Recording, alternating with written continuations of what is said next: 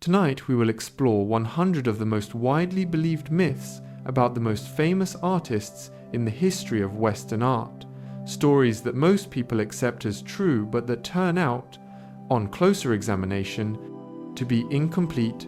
exaggerated, or entirely false. As you relax and unwind, you will hear the common version of each story, and then the more interesting and more accurate truth that lies behind it,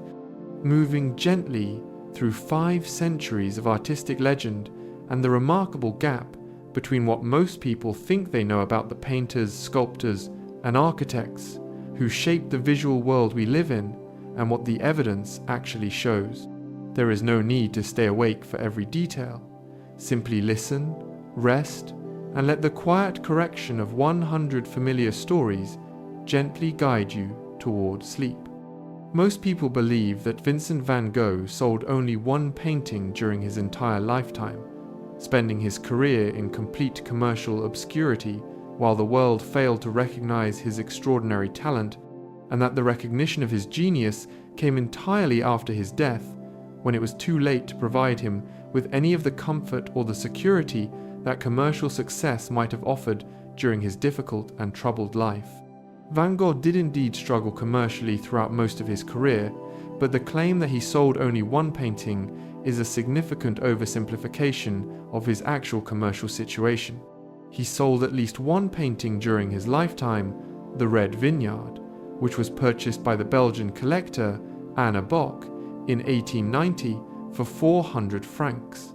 But he also exchanged works for paint and canvas, gave paintings to friends and supporters, and had works accepted for exhibition by several significant institutions. His brother Theo, who was a successful art dealer, provided him with a monthly stipend that supported his living and painting expenses, and several collectors and critics had begun to take serious notice of his work in the final years of his life. The myth of absolute commercial failure significantly understates the degree of recognition he had begun to achieve before his death. It is widely believed that Vincent van Gogh cut off his entire ear in a fit of madness following a violent argument with Paul Gauguin, and that the severed ear was sent to a woman at a local brothel as a gesture of disturbed romantic obsession whose specific meaning has never been satisfactorily explained. The historical evidence, including the contemporary police report and the medical records from the hospital where Van Gogh was treated, indicates that he cut off only the lower portion of his ear rather than the entire ear, making the popular image of the complete severed ear a significant exaggeration of what actually occurred. The specific circumstances of the incident, including the precise nature of the argument with Gauguin and the specific identity of the woman to whom the ear was delivered, have been the subject of sustained scholarly investigation that has produced several competing accounts without reaching a definitive consensus. A recent biography proposed that the woman who received the ear was not a brothel worker, but a woman named Gabrielle Berlatier, whom Van Gogh knew personally, a claim that itself remains contested among Van Gogh scholars. Many people believe that Michelangelo painted the Sistine Chapel ceiling lying on his back on a specially constructed scaffold, working in an uncomfortable and physically demanding position that caused permanent damage to his health and that gave the painting its specific quality of urgent, physically charged energy. Michelangelo painted the Sistine Chapel ceiling, standing upright or leaning backward on the scaffold that he designed himself and that raised him to the level of the ceiling surface, not lying on his back as the popular image suggests. The specific nature of the scaffold and the specific working position it required are documented in Michelangelo's own correspondence and in the biographical accounts of his contemporaries, and both sources make clear that while the work was undoubtedly physically demanding and did cause him significant discomfort, including neck pain, eye strain, and skin problems from the dripping paint and plaster, the specific position was not the supine one of popular imagination. The painter and filmmaker Charlton Heston's portrayal of Michelangelo lying on the scaffold in the 1965 film The Agony and the Ecstasy is the primary vehicle through which this specific misconception has been disseminated in the modern period. There is a widespread belief that Leonardo da Vinci was a vegetarian throughout his adult life, and that his refusal to eat meat reflected a philosophical conviction about the dignity of animal life and the immorality of killing other creatures for human consumption that was entirely unprecedented in the cultural context of Renaissance Italy. The evidence for Leonardo's vegetarianism is limited and ambiguous, consisting primarily of a single reference in a letter by the Indian traveller Andrea Corsali, who described Leonardo as someone who would not allow himself to be nourished by anything that had blood, a description that has been taken by some scholars as evidence of vegetarianism and by others as referring to a more limited dietary restriction that fell short of complete abstinence from all animal products. The account books of the Sforza household in Milan, where Leonardo was employed for nearly 2 decades, include records of meat purchases that may or may not be attributable to Leonardo personally, and the specific evidence for the nature of his diet remains genuinely ambiguous rather than clearly supporting the straightforward vegetarianism of the popular account. Most people believe that Caravaggio was an entirely self-taught painter who had no formal artistic training and whose revolutionary approach to light and shadow was the product of purely personal observation rather than of any engagement with the established traditions of Italian Renaissance painting. Caravaggio received a conventional artistic education in the workshop of the Milanese painter Simone Peterzano, with whom he was apprenticed between 1584 and 1588, and his early paintings demonstrate a thorough knowledge of the Lombard painting tradition and a specific engagement with the naturalistic figure painting of Peterzano and his contemporaries that goes considerably beyond what self-education alone could have produced. The specific qualities of his mature style, including his dramatic use of chiaroscuro and his commitment to painting directly from live models, represented departures from the conventional academic approach rather than alternatives to a formal training that he had never received, and the specific ways in which his mature style both built on and departed from his academic formation give a much more complex and more intellectually interesting picture of his development than the myth of the untrained natural genius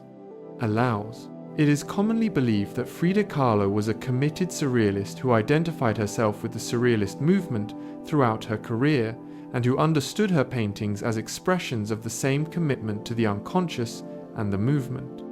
Irrational, that André Breton and the Surrealist group championed in their manifestos and their critical writings. Frida Kahlo explicitly rejected the identification of her work with surrealism on numerous occasions,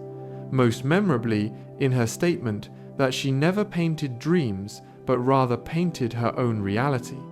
a formulation that captured the specific difference between her approach to self-representation and the surrealist interest in the unconscious and the irrational as sources of artistic imagery. André Breton, who met Kahlo in Mexico in 1938 and who wrote enthusiastically about her work in terms that reflected his own surrealist framework, was imposing a category on her work that she did not accept for herself. And the distinction between the European surrealist tradition and the specifically Mexican cultural context within which her work was actually produced has been one of the primary concerns of the feminist art historical scholarship that has done most to establish her current canonical status. Many people believe that Rembrandt van Rijn died in complete poverty and total obscurity, his final years marked by financial destitution, artistic neglect, and the complete reversal of the worldly success he had enjoyed in the earlier decades of his career. While Rembrandt did experience a significant and genuine financial crisis in the 1650s that led to his insolvency and the forced sale of his house and his art collection, He did not die in complete poverty or total obscurity, and his final years were marked by continued artistic productivity and continued recognition from collectors, patrons, and fellow artists who remained aware of his extraordinary abilities, even when his commercial situation was much reduced from its earlier heights. He continued to receive commissions for portraits and history paintings in the 1660s. His late self-portraits demonstrate an artistic vision of undiminished power and psychological depth, and at the time of his death in 1669,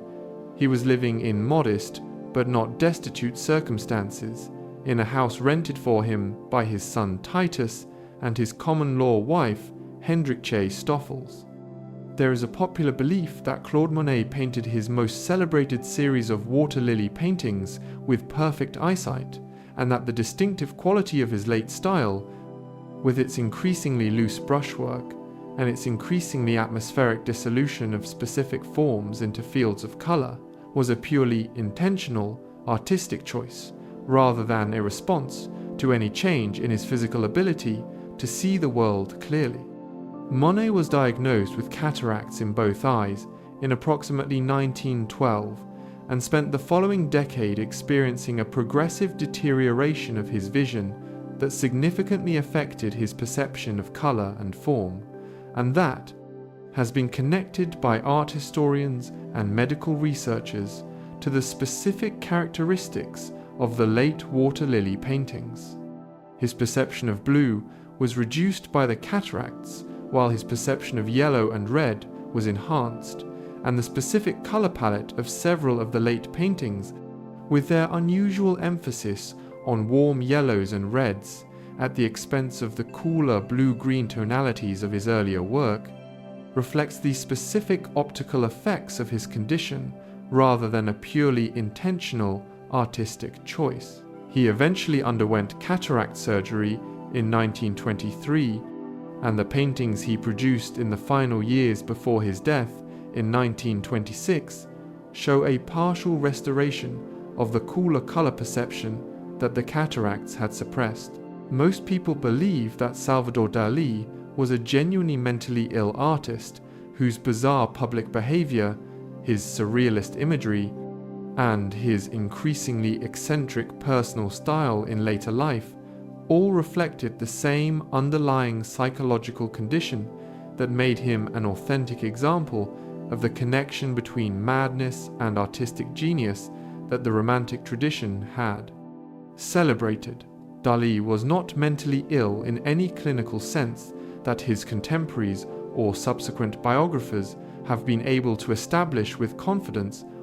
and the evidence strongly suggests that the most outrageous aspects of his public persona were deliberately calculated performances designed to generate publicity, maintain public attention, and reinforce the brand of artistic eccentricity that he had identified early in his career as his primary commercial and cultural asset. His private correspondence, his business dealings, and the accounts of those who knew him well consistently describe a man of sharp intelligence, considerable cunning, and acute commercial awareness whose apparent madness was as carefully managed and as deliberately deployed as any other aspect of his public artistic persona. It is widely believed that Pablo Picasso was recognized as a genius from the very beginning of his artistic career, and that his extraordinary talent was immediately apparent to everyone who encountered his early work, making his path to international fame a straightforward progression from prodigious childhood talent to adult artistic triumph, without any of the struggle and rejection that most artists experience. While Picasso was indeed a precocious draftsman whose early academic training demonstrated exceptional technical ability, his path to international recognition was considerably more gradual and more difficult than the myth of immediate genius suggests. He spent several years in relative poverty in Paris after his first arrival in the city in 1900. His Blue and Rose period paintings attracted modest critical attention, but were not commercially successful. And his first major breakthrough came only with the revolutionary Cubist paintings he produced from 1907 onward, which were initially received with considerable confusion and hostility by critics and collectors who found them incomprehensible rather than immediately recognizing them as the masterpieces they are now understood to be. Many people believe that Michelangelo's sculpture of David, which stands over 5 meters tall in the Galleria dell'Accademia in Florence, was designed from the beginning to be displayed at ground level, where viewers could examine it up close and appreciate the extraordinary detail of its surface finishing and its anatomical precision. The David was originally intended to be placed high on the exterior of Florence Cathedral, as one of a series of figures decorating the buttresses of the building, a position from which the specific details of the surface finishing and the anatomical precision that are most visible in close-up examination at ground level would have been largely invisible to viewers far below. The specific formal characteristics of the sculpture, including its relatively large head and hands in proportion to the rest of the body, reflect the adjustments that Michelangelo made to the figure's proportions to compensate for the optical distortions of extreme foreshortening when viewed from below, adjustments that are visible as slight disproportions in the figure when it is seen at ground level, but that would have appeared correct from the viewing distance for which the sculpture was originally designed. There is a common belief that Leonardo da Vinci was left-handed, and that his distinctive mirror writing, in which he wrote from right to left in a script that can only be read easily when reflected in a mirror,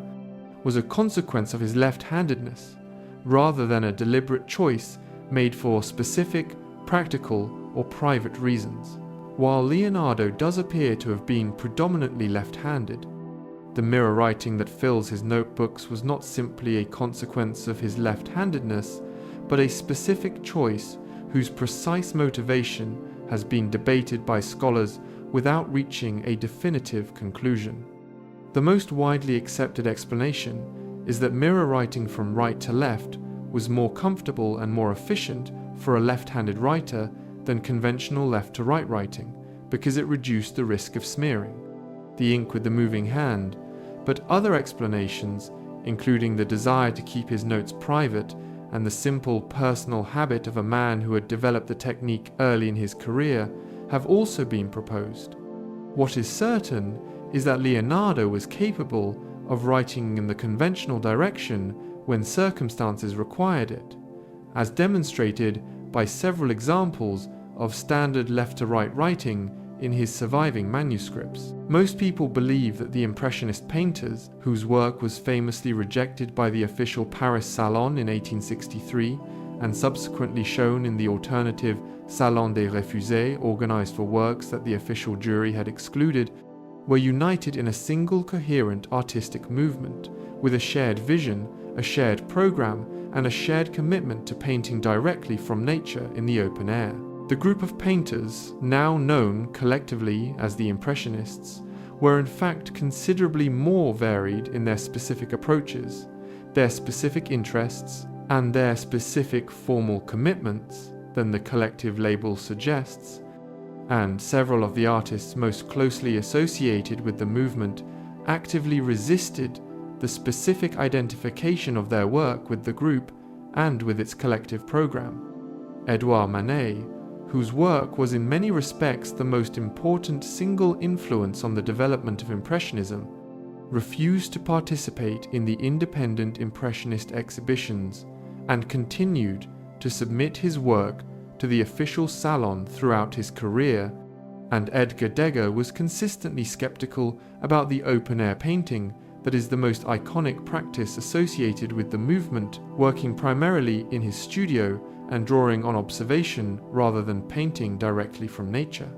It is commonly believed that Vincent van Gogh and Paul Gauguin were close friends who had a long and productive artistic relationship before their famous quarrel in Arles, and that the 2 months they spent together in the Yellow House in 1888 represented the fulfillment of a long-standing personal and artistic friendship between two artists who had known each other well for years. Van Gogh and Gauguin had met only a small number of times before Gauguin arrived in Arles in October 1888 to join Van Gogh in the Yellow House, and their actual personal acquaintance before the Arles episode was much more limited than the popular image of a long artistic friendship suggests. They had met in Paris in 1887 and had exchanged paintings, but the specific intensity of Van Gogh's desire for Gauguin's company and his invitation to share the Yellow House reflected his own need for artistic companionship and his specific admiration for Gauguin's work, rather than the fulfillment of an existing deep personal bond. The 2 months they actually spent together in Arles were marked from the beginning by significant personal and artistic tensions that made their eventual rupture in December 1888 less surprising in retrospect than the myth of the broken artistic friendship implies. Many people believe that Gian Lorenzo Bernini was primarily a sculptor who occasionally designed architecture as a secondary activity, and that his architectural works, including the colonnade of St. Peter's Square and the baldachin inside the basilica, were the products of a primarily sculptural sensibility applied to architectural problems rather than the work of a fully developed architectural intelligence. Bernini was as fully accomplished an architect as he was a sculptor, and the specific quality of his architectural thinking, which addressed problems of urban space, interior decoration, and the relationship between architecture and the viewer's experience with an intelligence and a sophistication that has no precedent in the Roman architectural tradition since antiquity, cannot be reduced to the application of sculptural sensibility to architectural problems. His design for the colonnade of St. Peter's Square, which encloses the space before the basilica in a vast embrace of two curved colonnades that Bernini himself described as the arms of the church reaching out to welcome the faithful, represents one of the most completely realized pieces of urban design in the history of Western architecture, and a work of specifically architectural genius, rather than the incidental architectural contribution of a primarily sculptural personality. There is a popular belief that Raphael's early death at the age of 37 represented a sudden and entirely unexpected tragedy that cut short a career of undiminished promise at its very peak, and that there was no indication, before his final illness, that his health was in any way compromised, or that his extraordinary productivity was likely to be interrupted. While the specific cause of Raphael's death remains uncertain, the accounts of his final illness suggest that he had been in poor health for some time before the fever that killed him in April 1520, and several of his contemporaries noted signs of physical exhaustion and overwork in the months preceding his death that were attributed to the enormous demands that his multiple simultaneous commitments as painter, architect, and superintendent of antiquities placed on his physical resources. The specific conditions of his final years, in which he was simultaneously overseeing the decoration of the Vatican log, designing the Villa Madama, managing his large workshop, and fulfilling numerous other professional obligations, suggest that the physical depletion that contributed to his vulnerability to the illness that killed him was the product of sustained overwork, rather than simply the sudden intrusion of an unexpected disease into a life of untroubled health. Most people believe that the Dutch Golden Age painter Johannes Vermeer was entirely forgotten after his death in 1675, and that his extraordinary paintings languished in complete obscurity for nearly 2 centuries before being rediscovered by the French critic Théophile Thoré-Berger in the 1860s and restored to their current position of supreme importance in the history of Western painting. While Vermeer's reputation did decline significantly after his death, and his name was largely absent from the major accounts of Dutch painting produced in the 18th century, the claim of complete obscurity is an exaggeration of the actual historical situation. Several of his paintings were in the collections of significant Dutch collectors throughout the 18th century, and his name appears in some contemporary sources of the period, though without the sustained attention and the specific attribution of the works now accepted as his that subsequent scholarship would establish. Teofile Torre, Bürger's role in the reconstruction of his reputation in the 1860s was crucial and consequential, but it was a reconstruction based on existing material rather than a discovery of an artist whose existence was entirely unknown. It is widely believed that El Greco's distinctive elongated figures, with their attenuated proportions and their ecstatic upward movement, were the result of an uncorrected astigmatism that caused him to see the world differently from people with normal vision, and that the specific formal characteristics of his style were consequently a direct and involuntary transcription of his distorted visual perception, rather than a deliberate artistic choice. The astigmatism theory of El Greco's elongated figures, which was proposed by the Spanish ophthalmologist Germán Beritens in 1913 and subsequently popularized in the broader culture, has been comprehensively rejected by art historians and ophthalmologists alike on the grounds that an astigmatism sufficiently severe to produce the specific distortions visible in his figures would also have caused him to see his own paintings as distorted, and would have led him to compensate by painting figures that appeared normal to him, but that viewers with normal vision would have seen as distorted in the opposite direction. The specific elongation of El Greco's figures was a deliberate artistic choice rooted in the Byzantine icon painting tradition of his Cretan upbringing and developed through his engagement with the Mannerist figure styles of the Italian painters he had studied in Venice and Rome. Many people believe that Jackson Pollock's strip paintings were produced in a state of complete artistic unconsciousness, with Pollock entering a trance-like state of automatic painting in which his conscious mind played no role in the placement of the paint, and the specific visual character of the finished work was entirely determined by accident and by the unconscious forces of his psyche rather than by any deliberate artistic decision, while Pollock described his drip painting process in terms that emphasized the importance of being in the painting and the role of the unconscious in guiding the movement of paint across the canvas. The photographic and film documentation of his working process demonstrates a much more controlled and much more deliberate approach than the complete surrender to accident that the myth of pure automatism suggests. He moved around the canvas with considerable deliberateness, varied the speed and the direction of his movements to achieve specific visual effects, made active decisions about when to stop and when to continue, and exercised consistent aesthetic judgment about which works were successful and which were not, destroying a significant proportion of his output and retaining only those works that met his specific visual standards. There is a common belief that Auguste Rodin carved his own sculptures directly in stone, and that the extraordinary surface quality of works like The Thinker and The Kiss, with their expressive texture and their sense of forms emerging from the raw material of the stone, was the direct product of his own hands working on the marble surface. Rodin's practice was to model his sculptures in clay or plaster,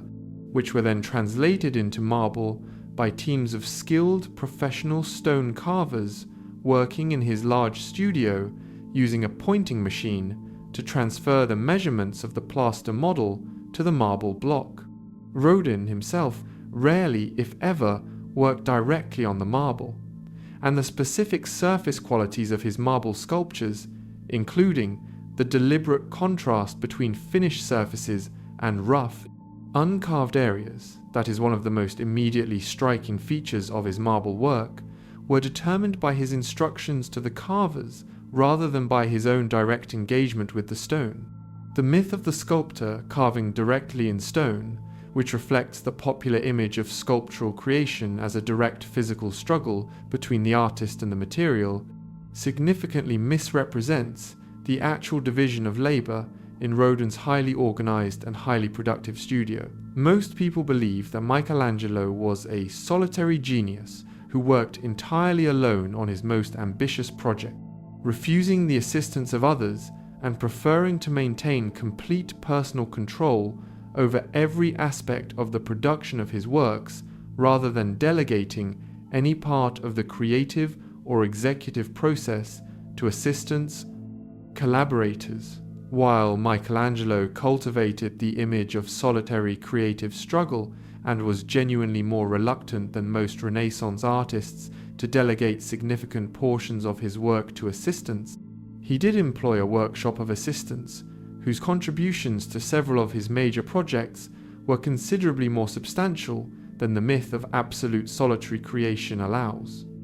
The later frescoes in the Sistine Chapel, including the Last Judgment painted between 1536 and 1541, involved assistants in the preparation of the plaster and in some of the less prominent passages of the composition, and his architectural projects required the organizational contribution of a substantial team of craftsmen working from his designs. The specific myth of absolute solitary genius in Michelangelo's case reflects both his own self-presentation and the biographical tradition established by Vasari and Condivi, rather than the actual organizational reality of his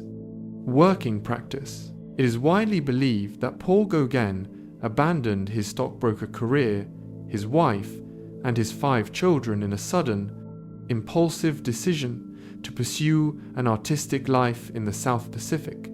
and that his departure for Tahiti in 1891 represented the romantic rejection of bourgeois civilization in favor of a primitive paradise that he had been dreaming of for years. Gauguin's departure from his bourgeois life was considerably more gradual and more practically motivated than the romantic narrative of sudden passionate conversion suggests. He had been painting seriously as an amateur for years before leaving his stockbroker career, had participated in several of the Impressionist exhibitions from 1879 onward, and made the decision to commit fully to painting only after losing his position following the stock market collapse of 1882, rather than in a sudden act of romantic rebellion. His relationship with his wife and children had deteriorated gradually over the years of his transition from businessman to artist, and his departure for Tahiti was preceded by several years of increasingly peripatetic existence in various locations in France and elsewhere, rather than being the sudden dramatic break from a comfortable bourgeois life that the popular biography typically describes. Many people believe that the painter J.M.W. Turner, whose late works of atmospheric light and colour have made him one of the most celebrated precursors of Impressionism and abstract art in the history of Western painting, was universally admired and commercially successful throughout his career, and that his extraordinary innovations in the representation of light, atmosphere, and movement were immediately recognized as the achievements of the greatest English painter of his age. Turner's career was, in fact, considerably more divided in its critical reception than the retrospective celebration of his achievement as the supreme English painter suggests, with many of his most innovative works attracting mockery, hostility, and incomprehension from critics and fellow artists who found his increasingly atmospheric and increasingly abstract approach to the representation of natural phenomena an abandonment of the representational standards that painting was expected to maintain. John Constable memorably described Turner's paintings as airy visions painted with tinted steam rather than as serious works of art, and the specific controversy that surrounded his most innovative works throughout his career gives a more complicated and more instructive picture of the reception of genuine formal innovation than the retrospective myth of the universally celebrated genius allows. There is a widespread belief that Edouard Manet's painting Le Déjeuner sur l'herbe, which caused a sensation when it was shown at the Salon des Refusés in 1863,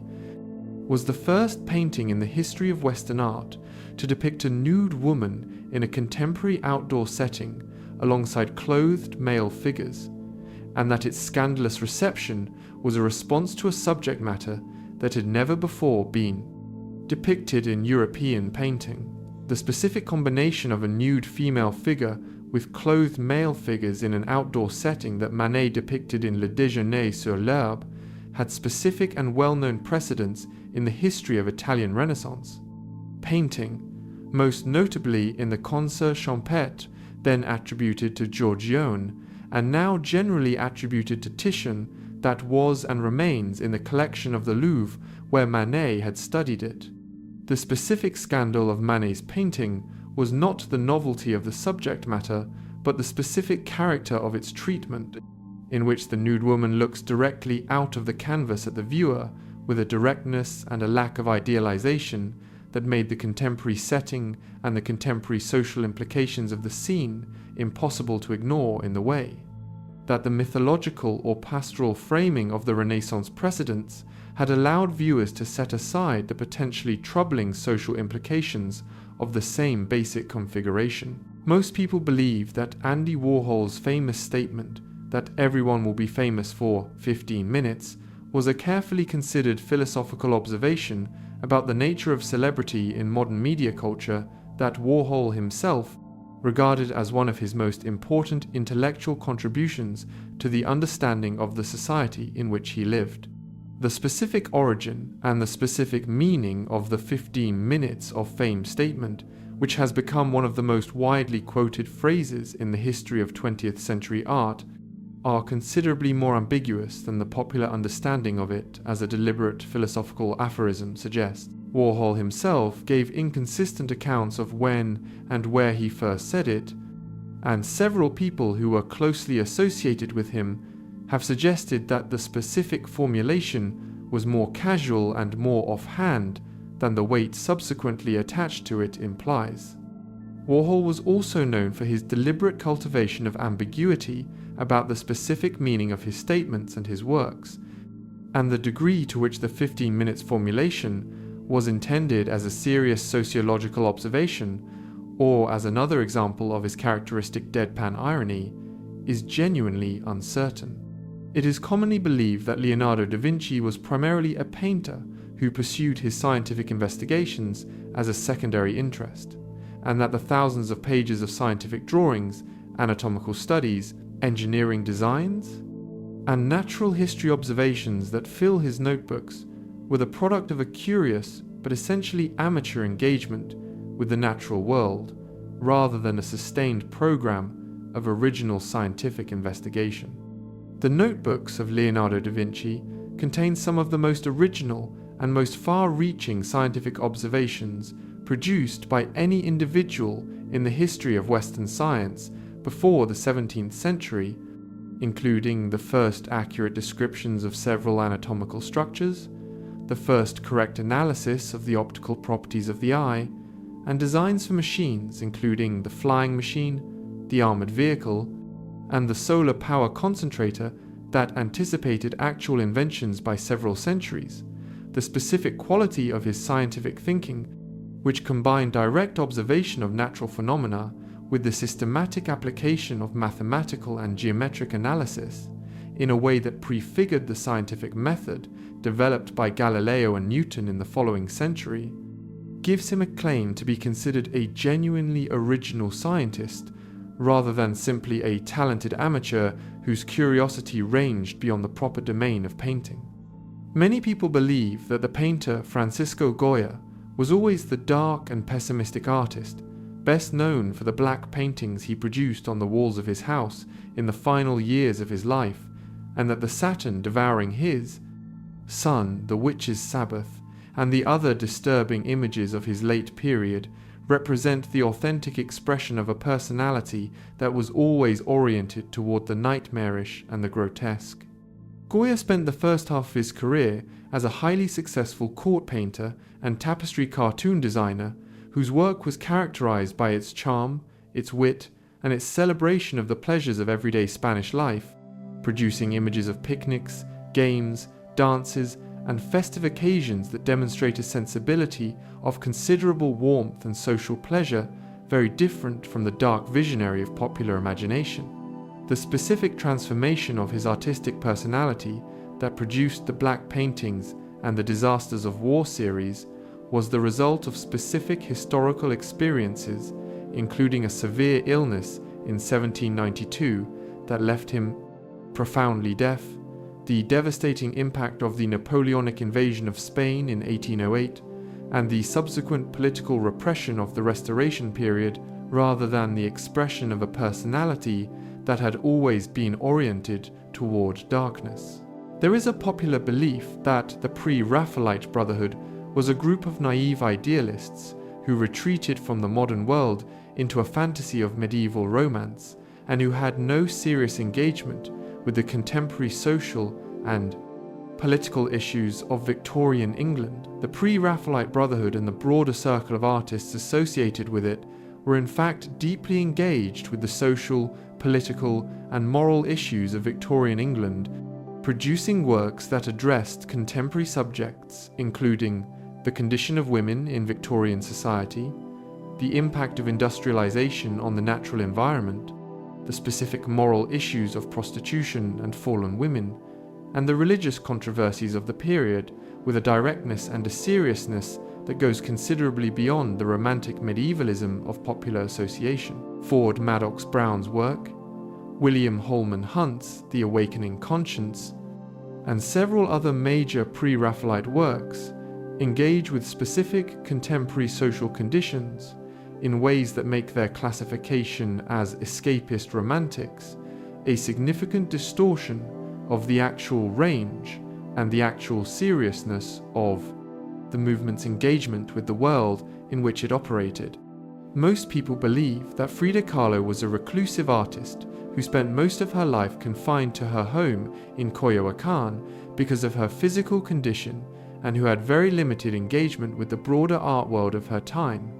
her international reputation being a product of the posthumous recognition that came decades after her death. Frida Kahlo had a considerably more active and more internationally engaged career during her own lifetime than the image of the reclusive invalid suggests, traveling to the United States, France, and other countries,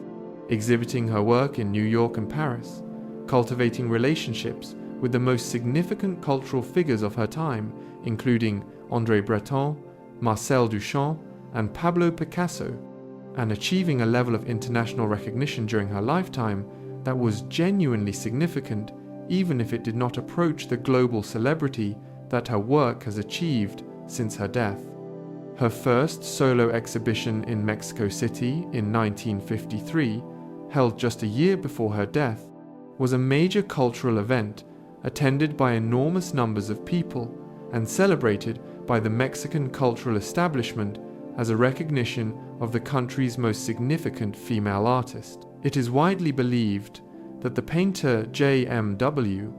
Turner requested that he be lashed to the mast of a ship during a violent storm at sea in order to experience at first hand the specific visual and physical qualities of the storm that he subsequently depicted in his painting Snow. Storm, steamboat, of a harbour's mouth, exhibited at the Royal Academy in 1842. Turner himself claimed to have had this experience in the notes he wrote to accompany the painting, describing being lashed to a mast for 4 hours during the storm so that he could observe it directly, but contemporary scholars have raised significant doubts about whether the event actually occurred as he described it. No corroborating account of the episode from other passengers or crew members on the ship has been found, and the specific details of Turner's account are inconsistent in ways that suggest either that the episode did not occur at all, or that it was considerably less dramatic than he described. Whether the story is literally true, or a characteristic piece of self-mythologizing by an artist who understood the value of a dramatic account of direct experience for the critical reception of his work, the painting itself demonstrates a quality of observed atmospheric truth that gives the image a specific authority regardless of whether it was achieved through the specific experience he claimed. Many people believe that the sculptor Auguste Rodin's The Thinker was designed from the beginning as an independent sculpture of a lone contemplative figure, and that its current status as one of the most immediately recognizable works, time of sculpture in the history of Western art, reflects the original conception of the work as a standalone meditation on human thought and human creativity. The Thinker was originally designed as one element of a much larger composition, the monumental Gates of Hell, that Rodin worked on from 1880 until his death in 1917 without ever completing it, where it occupied a position above the central doors as a figure representing the poet Dante, contemplating the scenes of suffering depicted on the gates below. The specific meaning of the figure in its original context, as a creative intelligence surveying the full range of human passion and suffering that the Inferno depicted, is considerably richer and more specifically literary than the general image of thoughtful contemplation that the independent version of the figure conveys, and the understanding of the Thinker as originally a figure of Dante rather than a generalized representation of human thought gives the work a specific intellectual dimension that its current iconic status as a symbol of human reflection does not always make apparent. There is a common belief that Vincent van Gogh's Starry Night, now displayed in the Museum of Modern Art in New York, and arguably the most immediately recognizable painting in the history of Western art after the Mona Lisa, was painted by Van Gogh while he was an inpatient at the Saint-Paul-de-Mausole Asylum in Saint-Rémy-de-Provence, and that it represents the direct visual expression of his mental disturbance during one of the most difficult periods of his troubled life. The Starry Night was indeed painted during Van Gogh's voluntary stay at the Saint-Paul-de-Mausole Asylum in June 1889, but the idea that the swirling, dynamic quality of its sky reflects a direct and unmediated expression of his mental state during a period of acute disturbance significantly oversimplifies the specific relationship between his condition and his work. Van Gogh wrote extensively about the painting in his letters to his brother Theo, describing it in terms that reflect a conscious and deliberate artistic choice about the representation of the night sky rather than the unconscious expression of mental turmoil, and the specific formal qualities of the painting, including its compositional organization and its deliberate reference to the work of other artists, including Hokusai and Eugène Delacroix, give it a quality of conscious artistic intelligence very different from the pure expression of madness that the popular account implies. Most people believe that Pablo Picasso invented Cubism entirely on his own, and that Les Demoiselles d'Avignon, the revolutionary painting he produced in 1907, that is generally credited as the starting point of the Cubist movement, was the product of his purely personal formal investigation without any significant contribution from any other artist. Georges Braque was Picasso's close collaborator in the development of Cubism from approximately 1908 until the outbreak of the First World War in 1914, and the specific formal innovations of the Cubist style were developed through a sustained and intimate dialogue between the two artists, whose specific contributions are, in many cases, impossible to separate with complete confidence. The two painters saw each other almost daily during the most productive years of the Cubist development,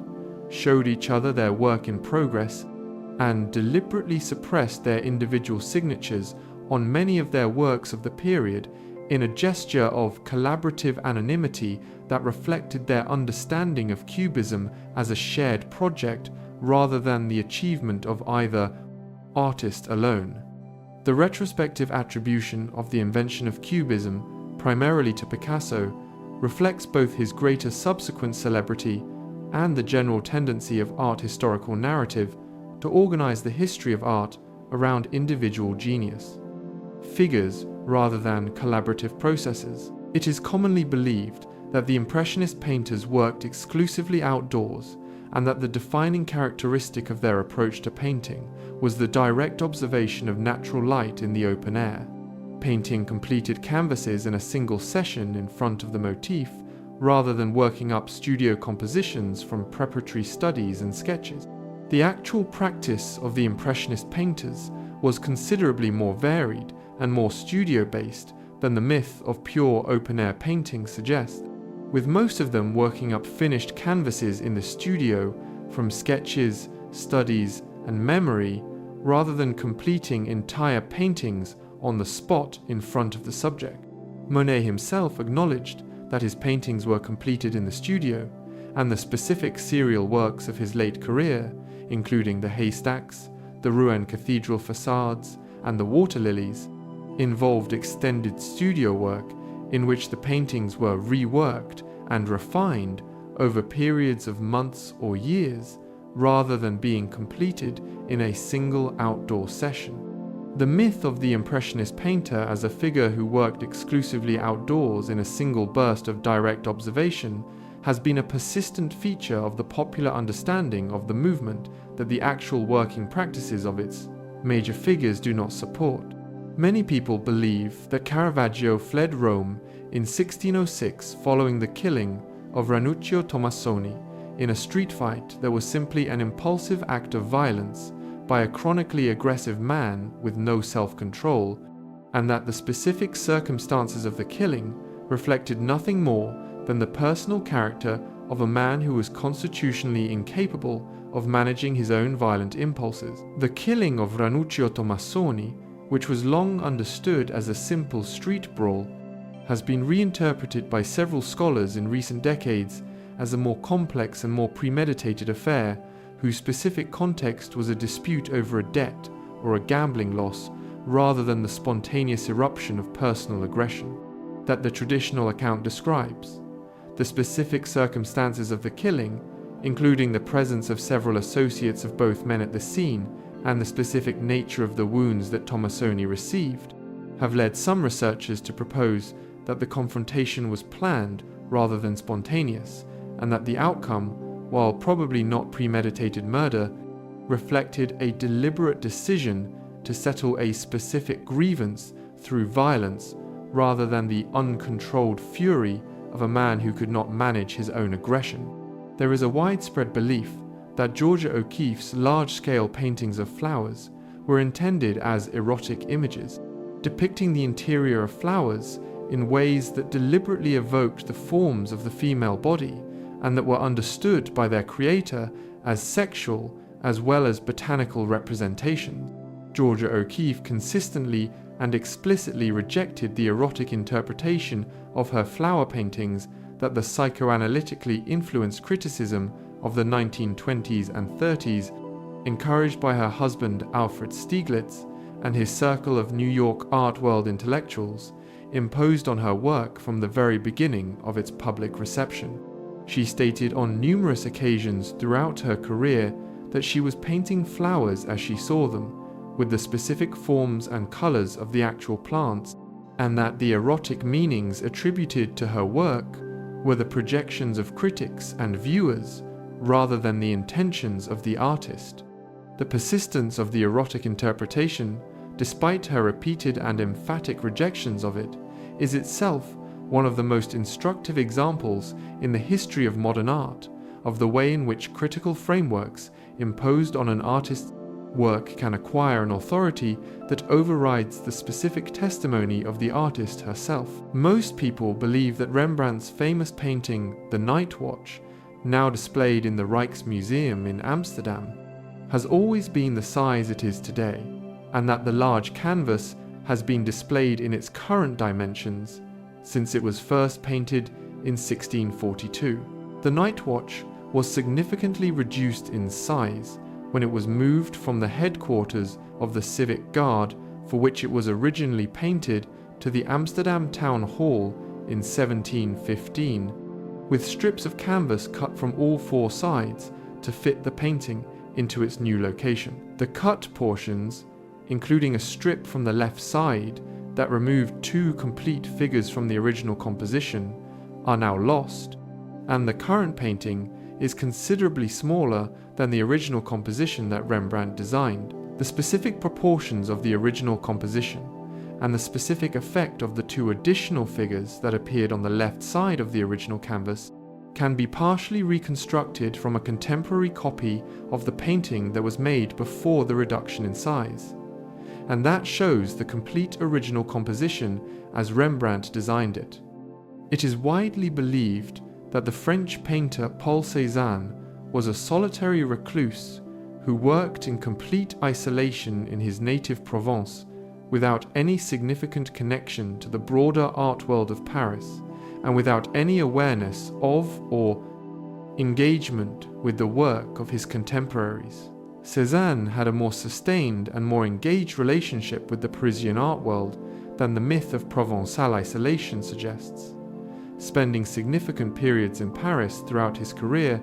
maintaining friendships with several of the most significant artists and writers of his time, including Émile Zola, Camille Pissarro, and Claude Monet,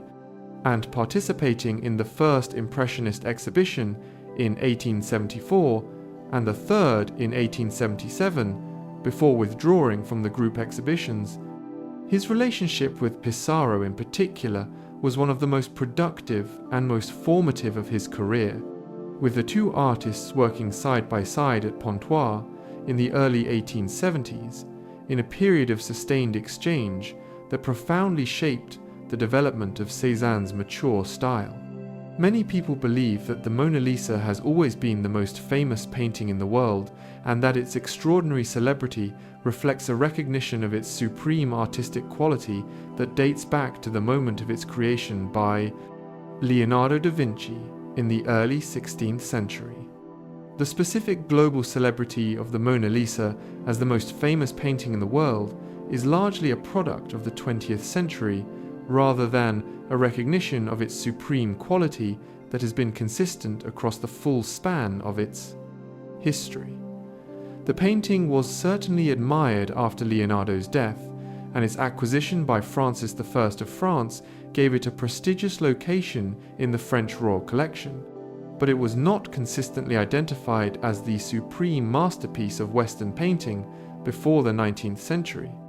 and its current extraordinary celebrity is in large part a consequence of its theft from the Louvre in 1911 by the Italian handyman Vincenzo Peruggia, which kept it in the news for 2 years and gave it a media profile that transformed its status from a distinguished but not uniquely celebrated work into the most famous single object in the history of art. There is a popular belief that Mark Rothko's large canvases of floating color rectangles were painted quickly and spontaneously in a single session of creative energy, and that their specific visual character reflects the direct and immediate expression of emotional states, rather than a careful and deliberate process of artistic construction. Rothko's working process was in fact painstaking, methodical, and technically complex, involving the preparation of the canvas surface, with multiple layers of paint that gave the color fields their specific luminous depth and their characteristic quality of light seeming to emanate from within the canvas, rather than simply from its surface. He worked on individual paintings over extended periods, making subtle adjustments to the specific relationships between the color fields and the overall tonal organization of the composition, with a precision and a deliberateness that required sustained attention and sustained judgment rather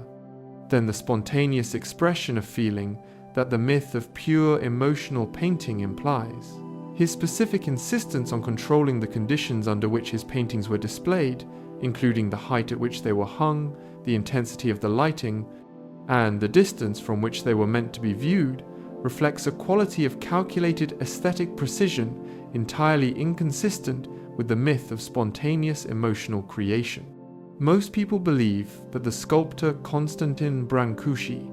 whose radical simplifications of natural forms into smooth, abstract shapes gave him a central place in the history of modern sculpture, was self-taught and had no formal artistic training before arriving in Paris in 1904 and developing his mature abstract style in response to the specific intellectual and artistic environment of the French capital. Brancusi had received extensive formal training at the Craiova School of Arts and Crafts and subsequently at the Bucharest School of Fine Arts before arriving in Paris, and his academic training in the traditional techniques of realistic figure sculpture gave him a thorough command of conventional sculptural methods that his mature abstract work deliberately and consciously departed from, rather than simply bypassing through ignorance of the academic tradition. He worked briefly in the studio of Auguste Rodin after his arrival in Paris, but left after only a month, reportedly saying that nothing grows in the shadow of great trees, a statement that reflected his determination to develop an independent formal language rather than his ignorance of the established tradition within which he had been trained. It is commonly believed that Henri Matisse and Pablo Picasso were lifelong rivals who had a fundamentally hostile relationship characterized by competition, jealousy, and mutual incomprehension,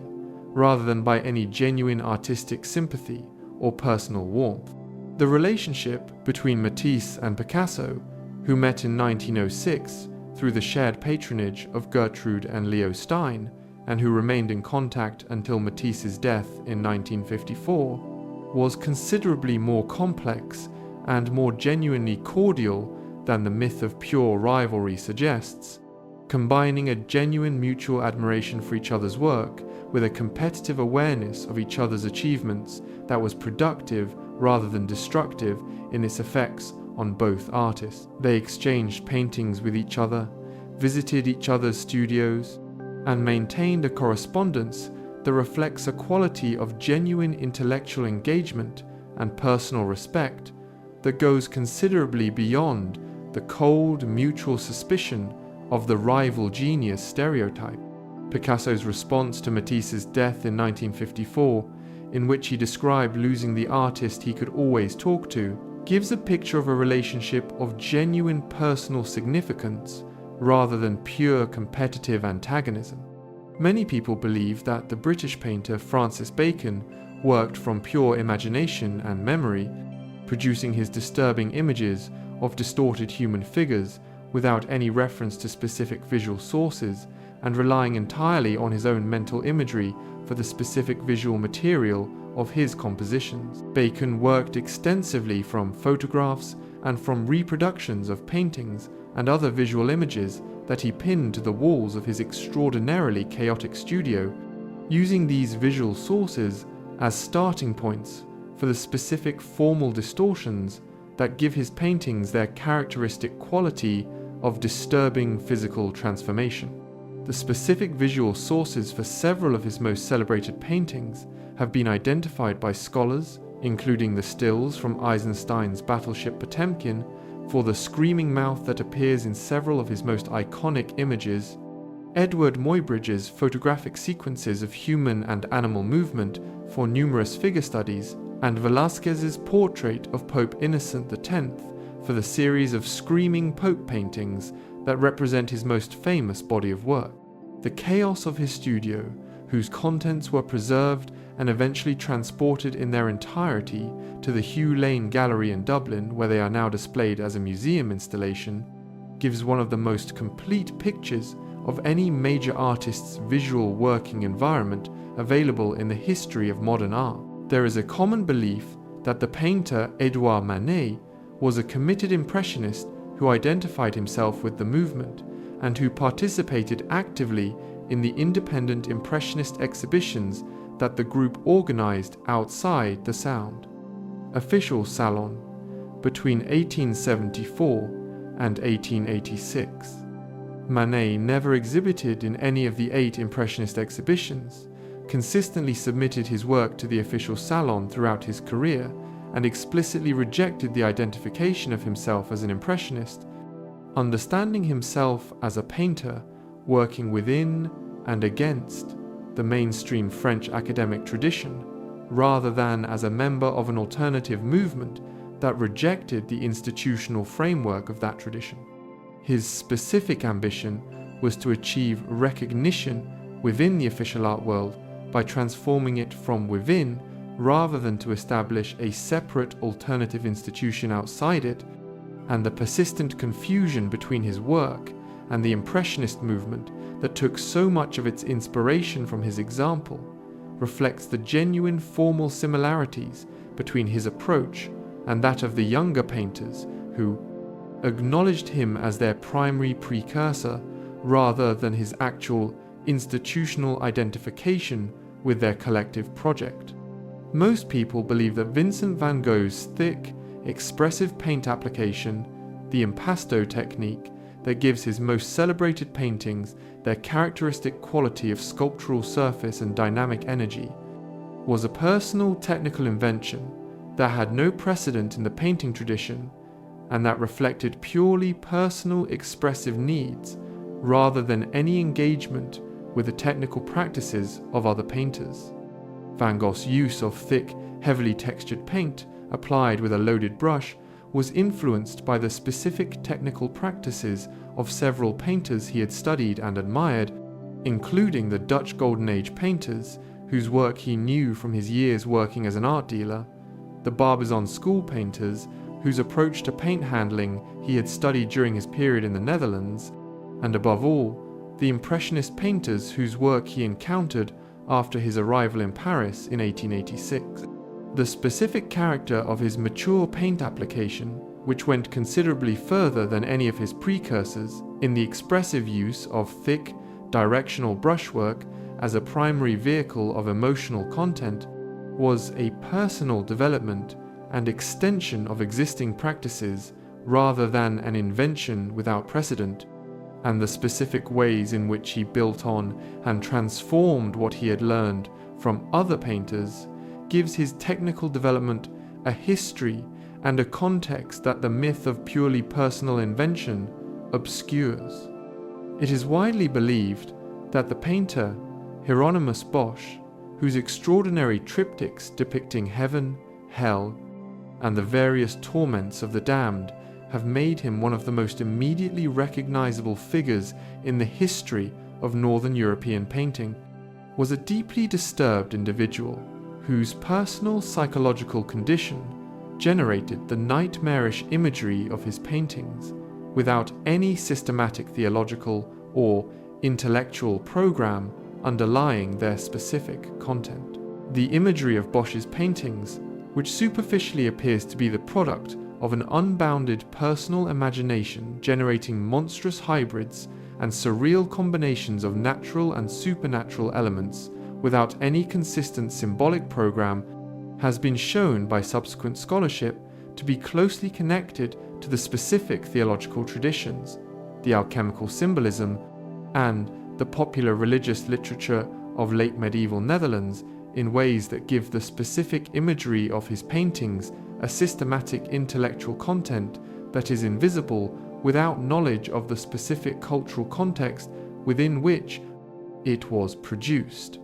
Far from being the uninstructed expression of personal psychological disturbance, the imagery of Bosch's paintings reflects a deep familiarity with the specific moral and theological preoccupations of his time, and a deliberate and systematic use of visual symbolism whose specific meanings were available to the assent, educated viewers of his own period,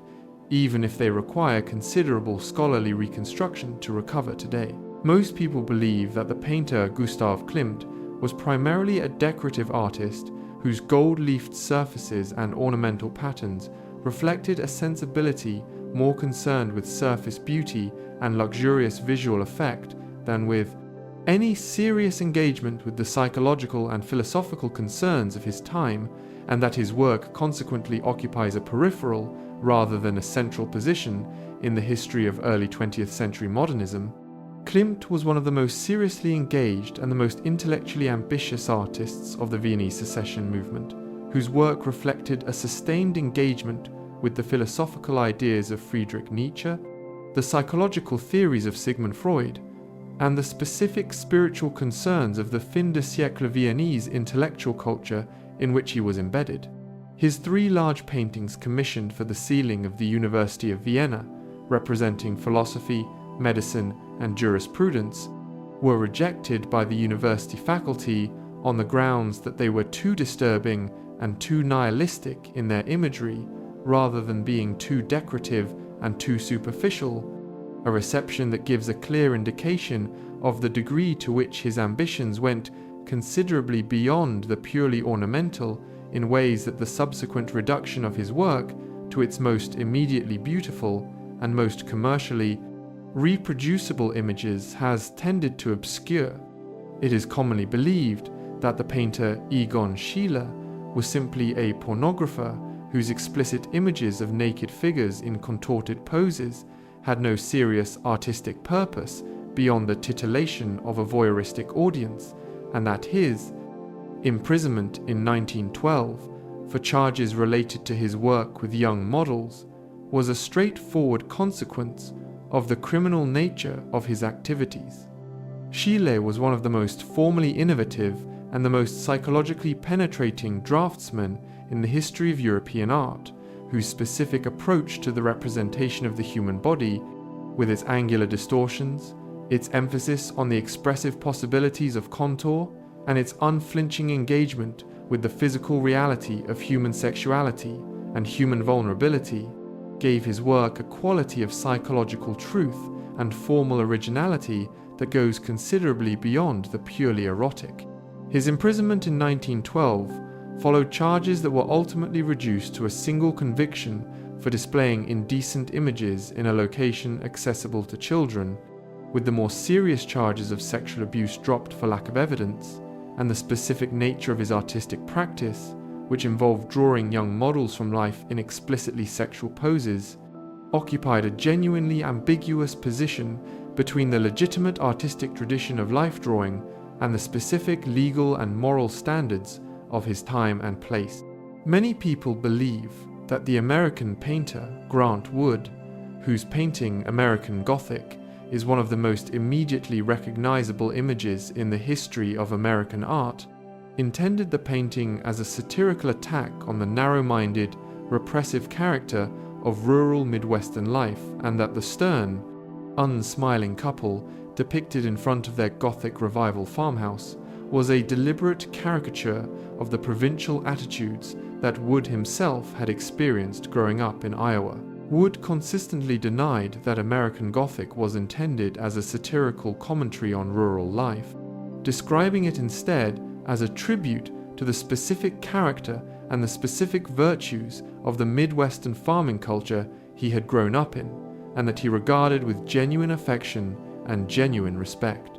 The specific individuals who posed for the painting were Wood's sister Nan and his dentist, Dr. Byron McKeeby, and neither the artist nor his models understood the painting as a hostile caricature of the people it depicted. The satirical interpretation was imposed by urban critics and viewers who brought their own assumptions about the narrowness of rural life to a painting whose creator understood himself to be celebrating rather than mocking the specific human type it represented. There is a widespread belief that the Dutch painter Johannes Vermeer produced an enormous body of work across his career, and that the 34 or 35 paintings, now generally accepted as his autograph works, represent only a small fraction of a much larger original output that has been lost or destroyed across the centuries since his death. The scholarly consensus holds that the surviving body of Vermeer's work is more or less complete, rather than a small fraction of a much larger original output, reflecting the specific pace and scale of his working practice rather than catastrophic loss. He appears to have worked slowly and deliberately, producing perhaps 2 or 3 paintings per year at most, and the relatively modest scale of his surviving output is consistent with a working practice characterized by the sustained attention to detail and the careful preparation of each painting's surface and composition that the specific qualities of the surviving works imply. The financial difficulties that plagued him and his large family throughout his career, and that left his widow deeply in debt at the time of his death in 1675, are more consistent with the modest commercial output of a slow and deliberate painter than with the extensive production of a prolific artist whose work has subsequently been lost. Most people believe that the painter, Jackson Pollock, invented the drip painting technique entirely on his own, and that the specific method of pouring and dripping paint onto a canvas laid on the floor was a purely personal formal discovery, without any precedent in the history of painting. The specific technique of pouring and dripping paint onto a surface rather than applying it with a brush had been used by several artists before Pollock developed his mature version of the method, including the surrealist painter Max Ernst, who had used a similar technique in his oscillation paintings of the early 1940s, and the Mexican muralist David Alfaro Siqueiros, whose experimental workshop Pollock had attended in New York in 1936, had explored the use of industrial paints applied by pouring and flinging. The specific scale and the specific formal ambitions of Pollock's drip paintings went considerably beyond these precedents in ways that justify describing his mature work as genuinely original rather than simply derivative of earlier experiments. But the myth of a technique invented without any precedent or influence gives a misleading picture of the actual history of the specific method he used. It is widely believed that the painter Wassily Kandinsky produced the first purely abstract painting in the history of Western art, and that his claim to this specific historical priority is universally accepted by art historians as a settled matter of historical fact. The specific claim that Kandinsky produced the first abstract painting in Western art has been contested by the supporters of several other early 20th century artists whose works have been proposed as prior examples of pure abstraction, including the Swedish painter Hilma af Klint, whose large-scale abstract works, produced between 1906 and 1915, predated Kandinsky's earliest fully abstract paintings, and whose recent critical rediscovery has significantly complicated the conventional narrative of the origins of abstract art. The specific question of which artist produced the first purely abstract work is also complicated by the difficulty of defining abstraction precisely enough to establish an unambiguous historical first, since different definitions of the term produce different answers to the question of which specific work qualifies as the earliest example of the category. Many people believe that the painter Caravaggio was entirely indifferent to the religious subjects of his paintings, and that his use of street people and tavern dwellers as models for his representations of saints, the Virgin, and the figures of sacred narrative reflected a cynical attitude toward the religious content of his work, rather than a genuine engagement with the specific theological meaning of the subjects he was depicting. The specific interpretation of Caravaggio's use of ordinary people as models for sacred figures, as evidence of religious cynicism or indifference, has been challenged by scholars who argue that the specific character of his approach to the religious subject matter reflects a genuine and deeply considered theological position rooted in the Counter-Reformation spirituality of his time, which emphasized the humanity of Christ and the saints, and the accessibility of the divine to ordinary people, rather than the idealized transcendence of the academic religious painting tradition. The specific works he produced for religious contexts, including the calling of St. Matthew and the conversion of St. Paul,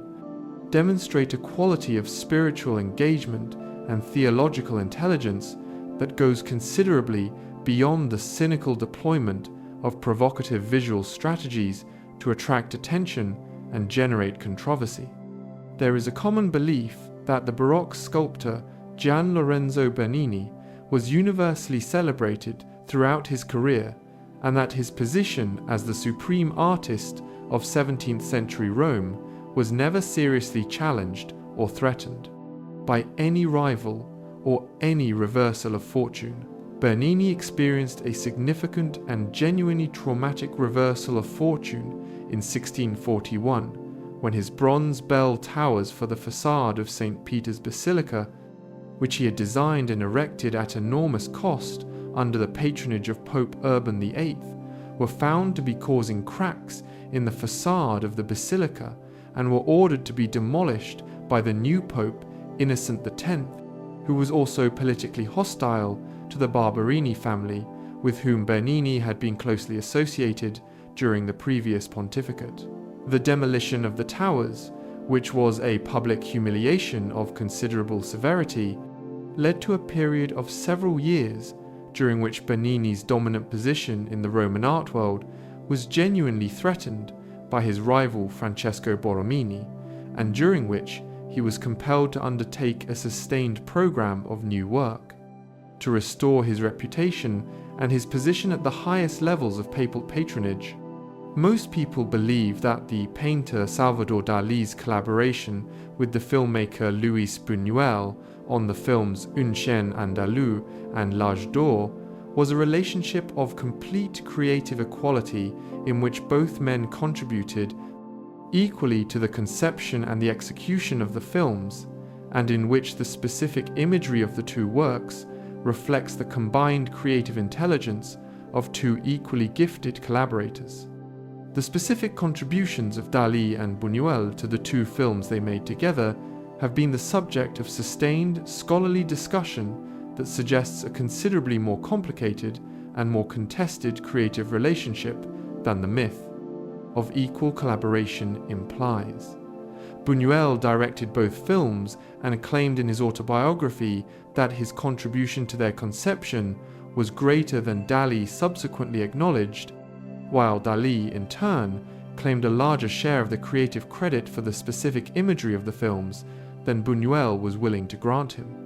The specific question of who contributed which specific ideas to the scripts and the visual programs of the two films is genuinely difficult to resolve on the basis of the available evidence, and the claims of both men are colored by the subsequent deterioration of their personal relationship,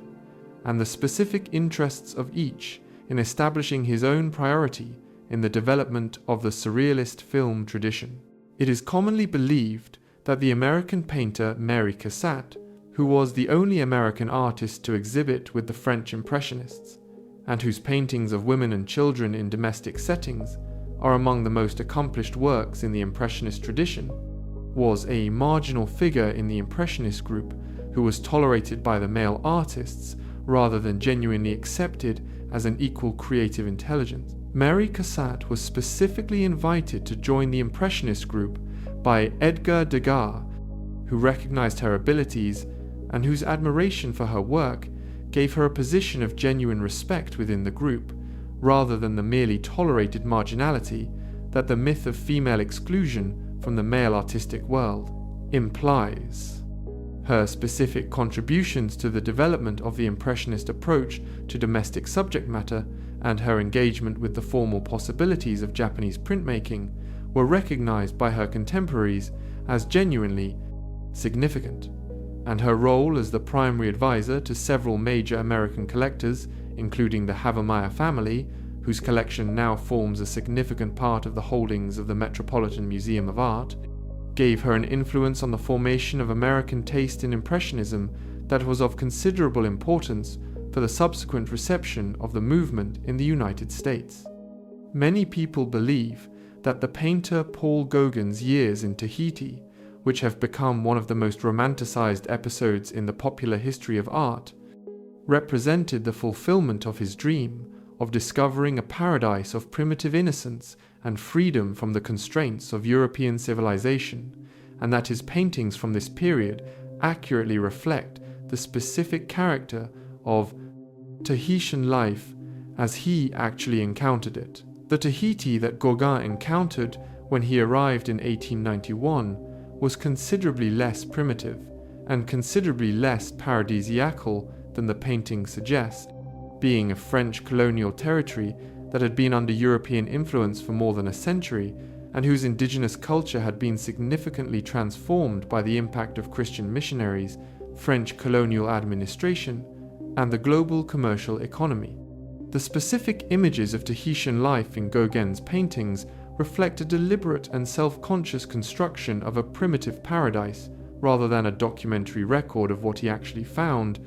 and the specific poses, costumes, and ritual objects that appear in the paintings were in many cases assembled from photographic sources and artistic references rather than directly observed from Tahitian life.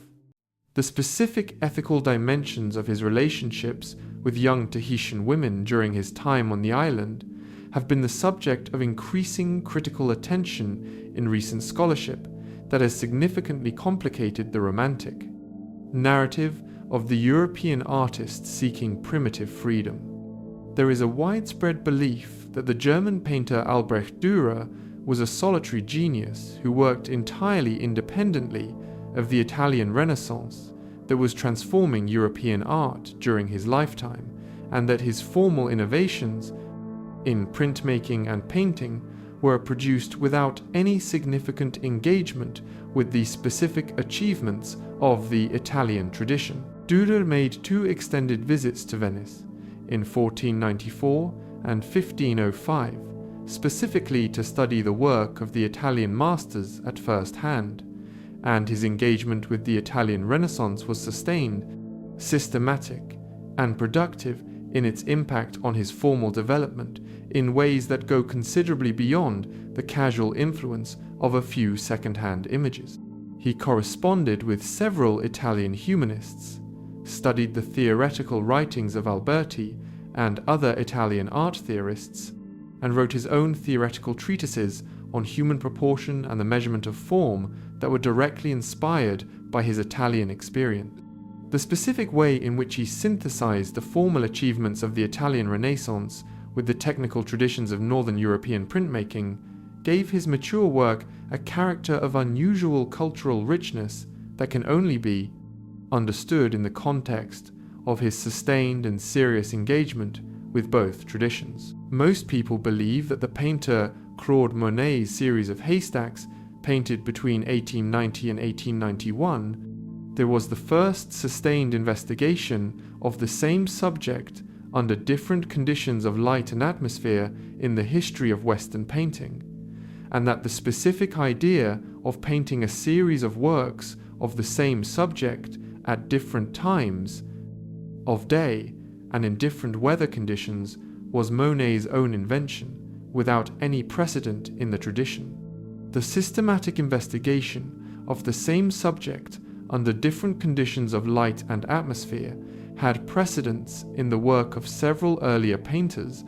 most notably John Constable, whose cloud studies of the 1820s represented a sustained program of systematic meteorological and atmospheric observation, and the Barbizon school painters, whose repeated studies of specific forest scenes and specific landscape motifs reflected a similar interest in the variation of natural light and atmosphere across different conditions and different times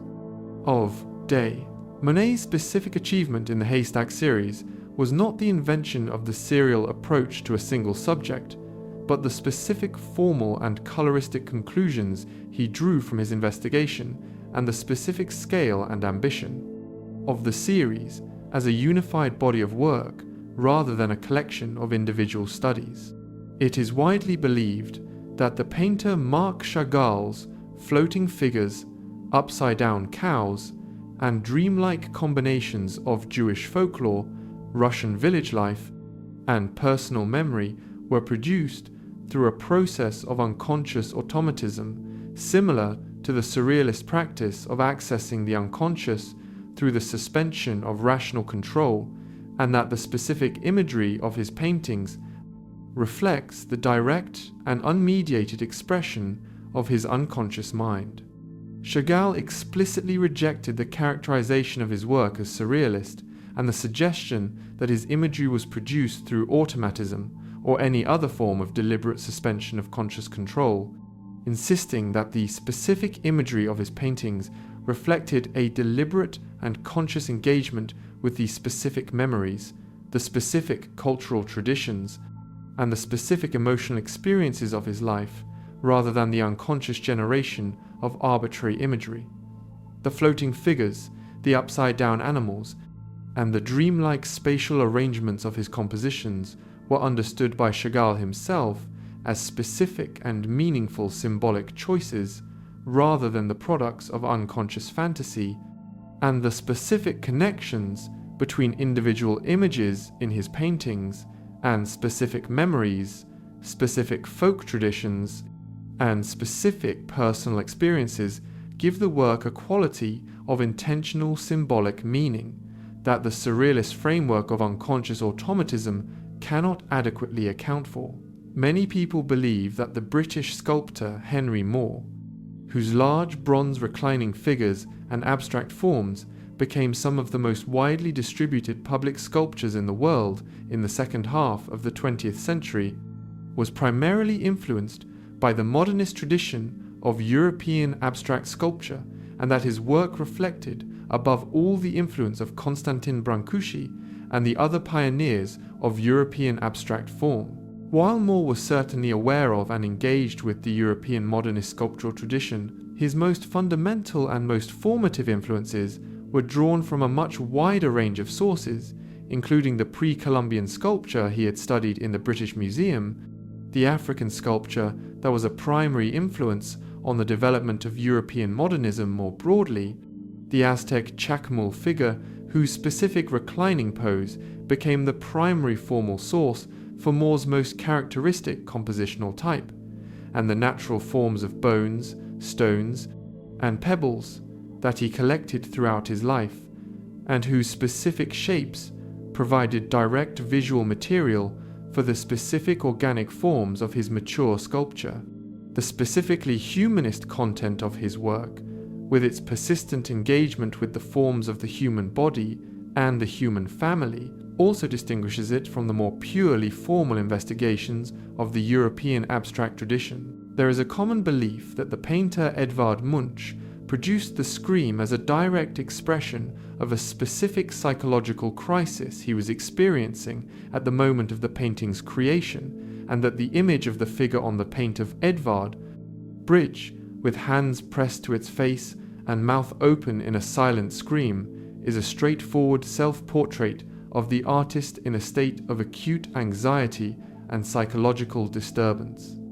Munch described the specific experience that inspired the painting in his diary entry of January 22, 1892,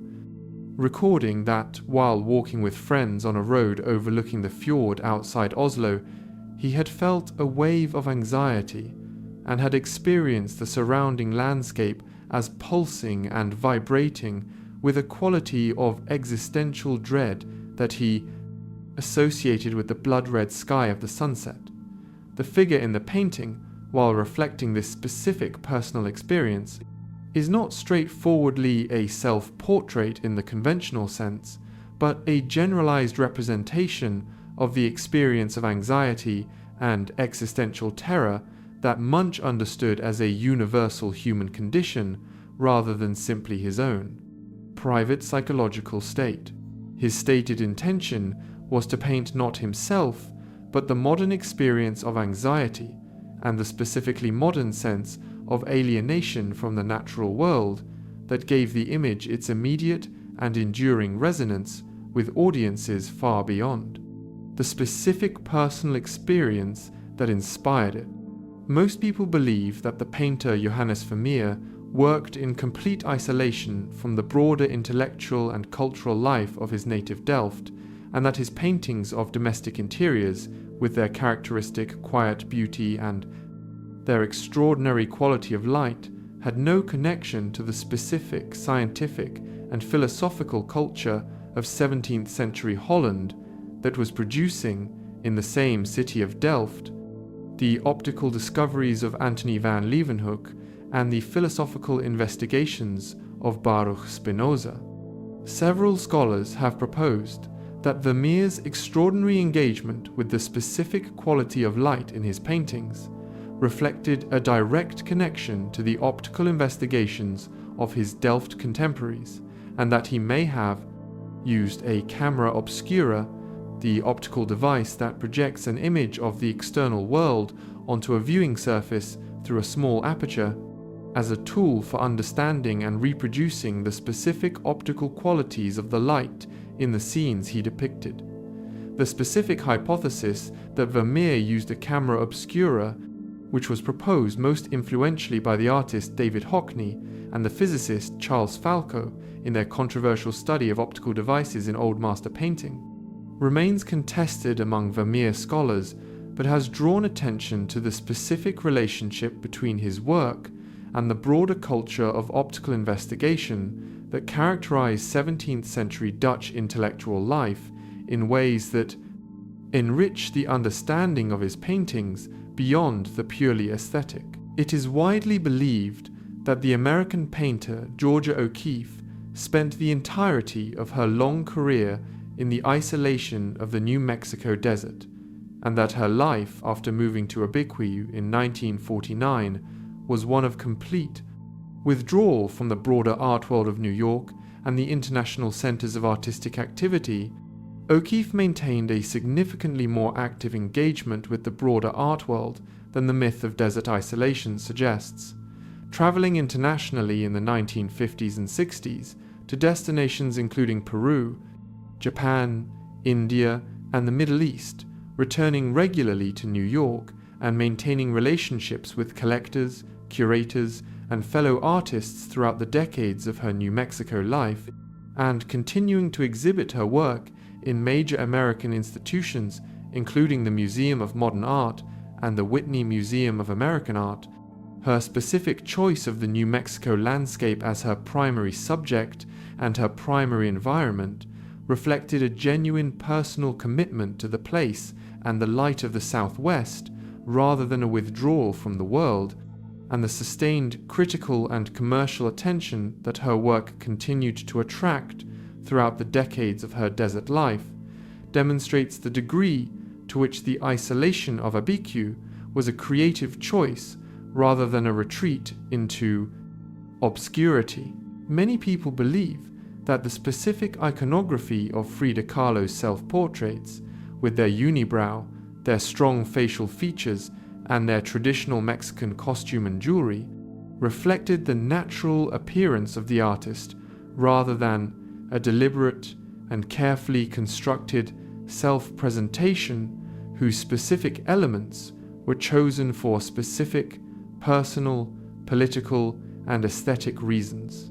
Kahlo's self-presentation was a highly deliberate and highly sophisticated act of self-construction that combined personal aesthetic preferences with political commitments and specific strategic choices about how she wished to be seen and understood by the art world and the broader public. Her adoption of traditional Tijuana costume reflected both her commitment to Mexican indigenous culture and her political identification with the left-wing nationalism of post-revolutionary Mexico. Her specific style of braiding and ornamenting her hair was a deliberate aesthetic choice that gave her a distinctive visual identity, and the specific way she represented her own facial features in her self-portraits, emphasizing the unibrow and the slight moustache that she might otherwise have minimized, reflected a deliberate rejection of conventional European standards of feminine beauty in favor of a specifically Mexican and specifically personal aesthetic that she consciously cultivated as an expression of her identity and her values. There is a widespread belief that the painter Paul Cézanne was entirely indifferent to the commercial and critical reception of his work, and that his famous statement that he wanted to redo Poussin from nature reflected a purely artistic ambition without any interest in the recognition and validation of the art world establishment that he appeared to reject. Cézanne cared deeply about official recognition and spent significant periods of his career anxious about his critical reception and disappointed by the consistent rejection of his works by the official salon. His eventual acceptance by the Salon in 1882 through the good offices of his friend Antoine Guillemet, who used his position as a jury member to secure the inclusion of one of Cézanne's works in the exhibition, was a source of genuine satisfaction rather than indifference, and his gradual acceptance by younger artists and critics in the 1890s, which culminated in a major retrospective at the Salon d'Automne in 1907, the year after his death, gave him a recognition in the final years of his life that he valued considerably more than the myth of the indifferent hermit artist implies. Most people believe that the painter Michelangelo Merisi de Caravaggio used no preparatory drawings in the production of his paintings, and that his revolutionary approach to composition involved painting directly onto the canvas without any preliminary planning, working out the entire composition spontaneously in the act of painting itself in a way that was entirely unprecedented in the practice of Italian Renaissance and Baroque painting. Technical examination of several of Caravaggio's paintings using infrared reflectography and X-ray imaging has revealed evidence of incised lines scratched directly into the paint ground of the canvas that were used to establish the basic compositional outlines before painting began, demonstrating that his working process was considerably more planned and more systematically organized than the myth of pure spontaneous invention suggests. He appears to have worked out the basic compositional structure through these incised guidelines rather than through the preparatory drawings on paper that were the standard tool of compositional planning for most Italian painters of his period. But the absence of paper drawings does not mean the absence of compositional planning, and the specific quality of the compositional organization of his major works is entirely inconsistent with the idea of completely spontaneous improvisation directly on the canvas. It is commonly believed that the painter Rembrandt van Rijn celebrated self-portraits, of which more than 90 examples in painting, drawing, and etching are generally accepted as autograph works, were the product of a sustained and deeply considered program of self-examination whose primary purpose was the psychological and spiritual exploration of his own identity across the full span of his career from youth to old age. While the specific interpretation of Rembrandt's self-portraits as a sustained program of psychological self-examination has been one of the most influential and most widely accepted readings in the history of art historical writing about his work, several scholars have proposed that the self-portraits were produced primarily for practical and commercial reasons rather than as expressions of existential self-inquiry. His own face was the most readily available and the most economically efficient model for the exploration of specific expressions, lighting effects,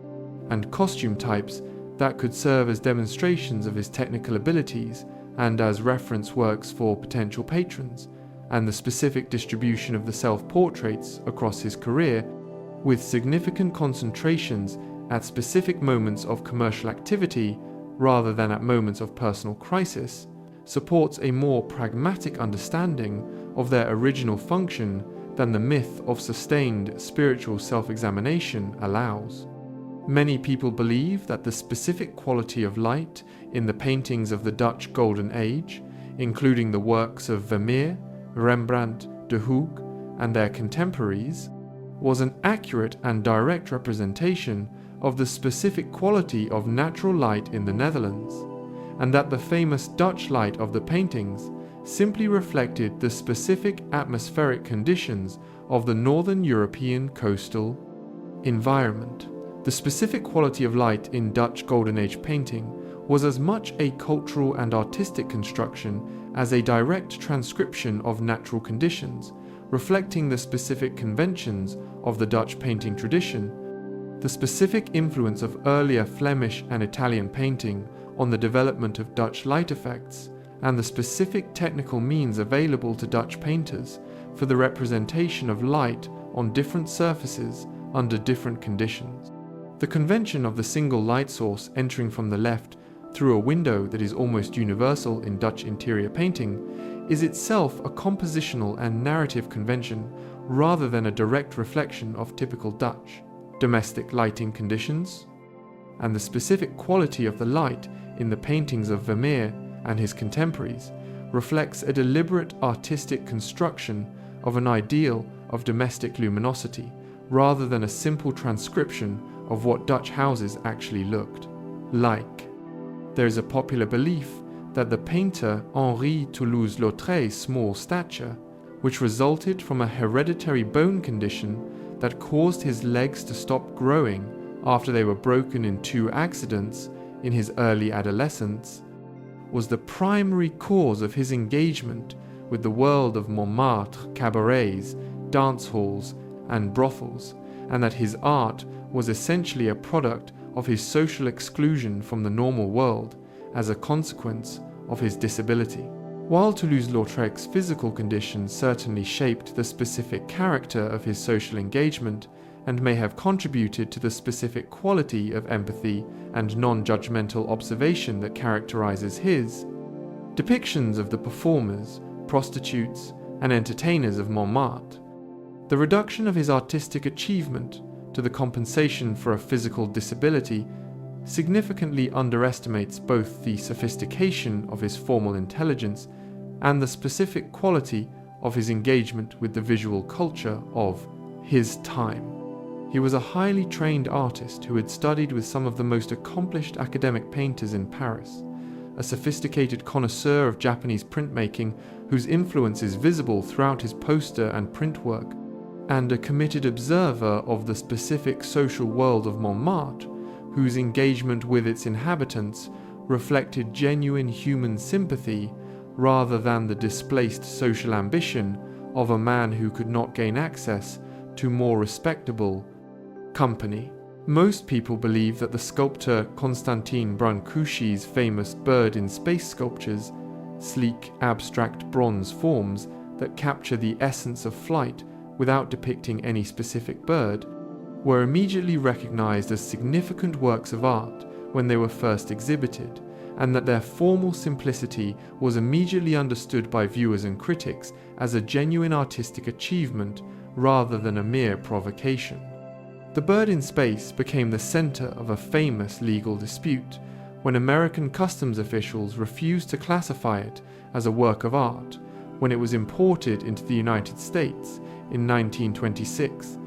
insisting that it was a manufactured metal object subject to import duties rather than an artwork that qualified for duty-free entry under the existing customs regulations. The subsequent trial, in which the Customs Service argued that an artwork must be recognizable as the object it purported to represent, and that a smooth bronze abstract form could not qualify as a sculpture of a bird, and in which Brancusi and his supporters argued for a definition of art that encompassed abstract form, was one of the most consequential legal proceedings in the history of American art law, and one whose outcome, in favor of Brancusi and the broader principle of abstract art, established a legal precedent of considerable importance for the subsequent reception of modernist art in the United States. It is widely believed that the painter Vincent van Gogh's extraordinary productivity during his brief career of approximately 10 years was evidence of a manic creative energy that operated without any systematic engagement with other artists, other traditions, or the broader intellectual culture of his time, producing its remarkable output through the sheer force of a personality that overwhelmed rather than absorbed the influences it encountered. Van Gogh was one of the most widely read and the most systematically self-educated artists of his generation, with an intimate knowledge of the history of Western painting from the Dutch Golden Age masters through the Barbizon school and the French Impressionists that he had developed through years of sustained engagement with original works, with reproductions, and with the critical and theoretical literature of his time. His letters to his brother Theo, which constitute one of the most extensive and most intellectually substantial bodies of correspondence left by any artist in the history of Western art, give a vivid picture of the systematic and wide-ranging character of his intellectual engagement with the painting tradition and the specific ways in which his own work was shaped by sustained reflection on the achievements of the artists he admired. Many people believe that the American painter Edward Hopper was a straightforward realist whose paintings of diners, gas stations, hotel rooms, and empty streets were simple documentary records of American urban and suburban life with no symbolic or psychological dimension beyond the direct representation of what his eye observed. Hopper's paintings are among the most psychologically complex and the most symbolically resonant works in the history of American art,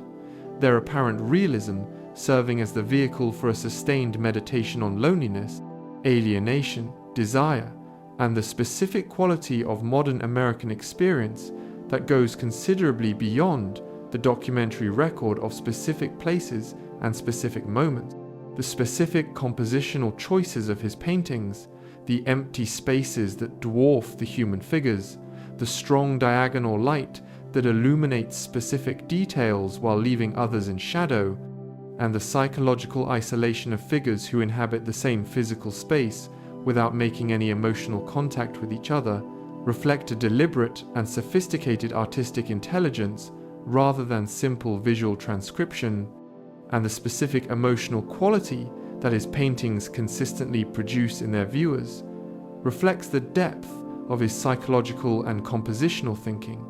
rather than the accidental byproduct of faithful observation. There is a common belief that the painter Georges Seurat developed his pointillist technique entirely on the basis of his own personal observation and formal experimentation, and that the specific method of applying pure colors in small, separate dots, whose optical mixture in the eye of the viewer was intended to produce more vivid and more luminous color effects than conventional paint mixing could achieve, was his own original invention without any scientific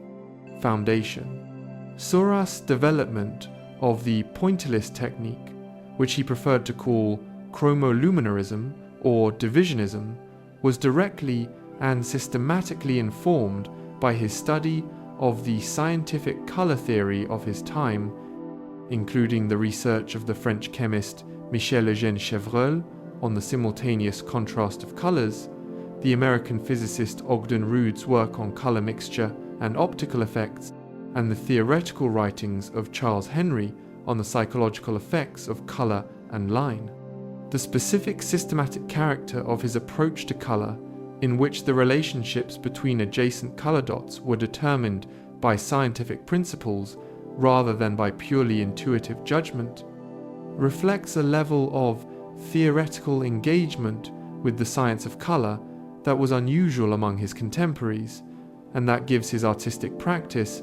a specifically intellectual character very different from the purely intuitive approach of the Impressionist painters, whose work his technique was designed to both build upon and surpass. Most people believe that the painter Jan van Eyck invented oil painting in the early 15th century, having discovered through personal experimentation the specific properties of oil as a painting medium that made it superior to the egg tempera that had previously been the dominant technique for panel painting in Northern Europe. The claim that Van Eyck invented oil painting, which was first made by the Italian painter and writer Giorgio Vasari in the 16th century, and which became one of the most widely repeated statements in the history of art, has been comprehensively disproved by modern technical research that has established the use of oil as a painting medium in European art well before Van Eyck's time. What Van Eyck and the broader tradition of early Flemish painting did was to develop the specific techniques for using oil paint in ways that exploited its unique properties, including the capacity for transparent glazes, the slow drying time that allowed the blending of colors on the panel surface, and the ability to build up rich, luminous surface effects through the layering of multiple thin paint films that made it the dominant technique for panel painting in the subsequent European tradition. The invention was one of technique and application rather than of the medium itself.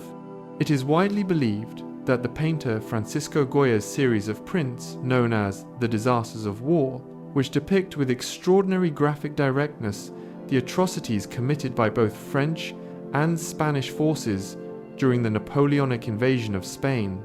were produced as an immediate journalistic response to the specific events they depicted and were published during or immediately after the war as a form of political protest. The Disasters of War were not published during Goya's lifetime at all, appearing in print only in 1863, 35 years after his death in 1828, and more than 50 years after the events they depicted. The specific reasons why Goya produced the series but never published it remain genuinely uncertain, with scholars proposing explanations ranging from fear of political reprisals under the restored Bourbon monarchy to a deliberate decision to preserve the images as a private record of historical truth rather than a public political statement. The posthumous publication of the series, which gave it an enormous influence on the subsequent history of graphic art and political imagery, was consequently not the journalistic intervention in contemporary events that the myth of immediate publication implies, but the belated revelation of a sustained private engagement with the specific horror of war that Goya had lived through and witnessed directly. Many people believe that the painter Wassily Kandinsky's turn to pure abstraction in the early 1910s was a sudden and dramatic moment of conversion in which he abruptly abandoned representational painting and committed himself entirely to the language of pure color and form without any transitional period or any intermediate stage between representation and abstraction. Kandinsky's development toward pure abstraction was gradual and progressive rather than sudden, extending across a period of several years, during which his paintings moved through a sequence of increasingly abstracted landscape and figure compositions, whose representational content was progressively reduced and eventually eliminated, rather than abruptly abandoned. The specific moment of insight that he later described as decisive, his experience of failing to recognize one of his own landscape paintings when he encountered it sideways in the fading light of his studio, and finding the abstract configuration of color and form more beautiful than the representational, content it was in the process of obscuring, was a crystallizing moment in a development that had been building for years, rather than the sudden conversion from representation to abstraction that the retrospective narrative of the decisive moment implies. There is a widespread belief that the painter Pablo Picasso remained committed to Cubism throughout the remainder of his career after the development of the style with Georges Braque in the years between 1907 and 1914, and that the Cubist approach was the primary formal language of his mature artistic practice. Picasso's stylistic range across the full span of his career was considerably more varied and more surprising than the reduction of his mature work to Cubism suggests, with significant bodies of work in a neoclassical figurative style produced in the 1920s, surrealist imagery of considerable power and formal complexity in the 1930s, the monumental political statement of Guernica in 1937, which combined Cubist and Expressionist elements in a synthesis that cannot be adequately described in terms of either tradition alone, and a sustained engagement with the work of specific earlier painters, including Velázquez, Delacroix, and Manet in the 1950s and 60s, that produced some of his most formally inventive late works. The myth of a career defined by a single stylistic commitment obscures one of the most genuinely diverse and formally restless careers in the history of modern art.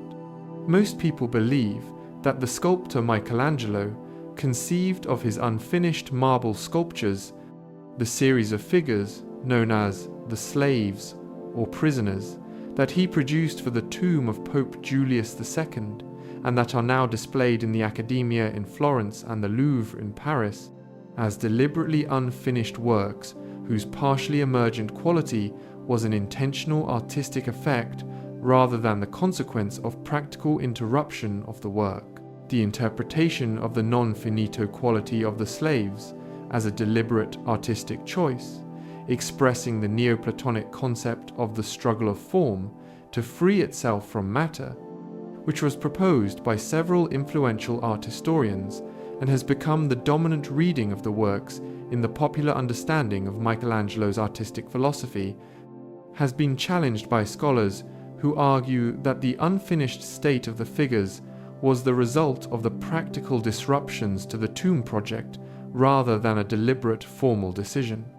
The tomb of Julius II was subject to repeated renegotiation, reduction in scale, and practical interruption across a period of more than 40 years, and the specific figures that remain in their unfinished state were works in progress, whose non-finito quality reflected the abandonment of the project at a specific stage of its execution rather than a considered aesthetic decision, to present them in their current incomplete form. It is commonly believed that the painter Edgar Degas had no interest in or sympathy with the women he depicted in his most celebrated series of paintings and pastels of ballet dancers and bathers, and that the specific quality of his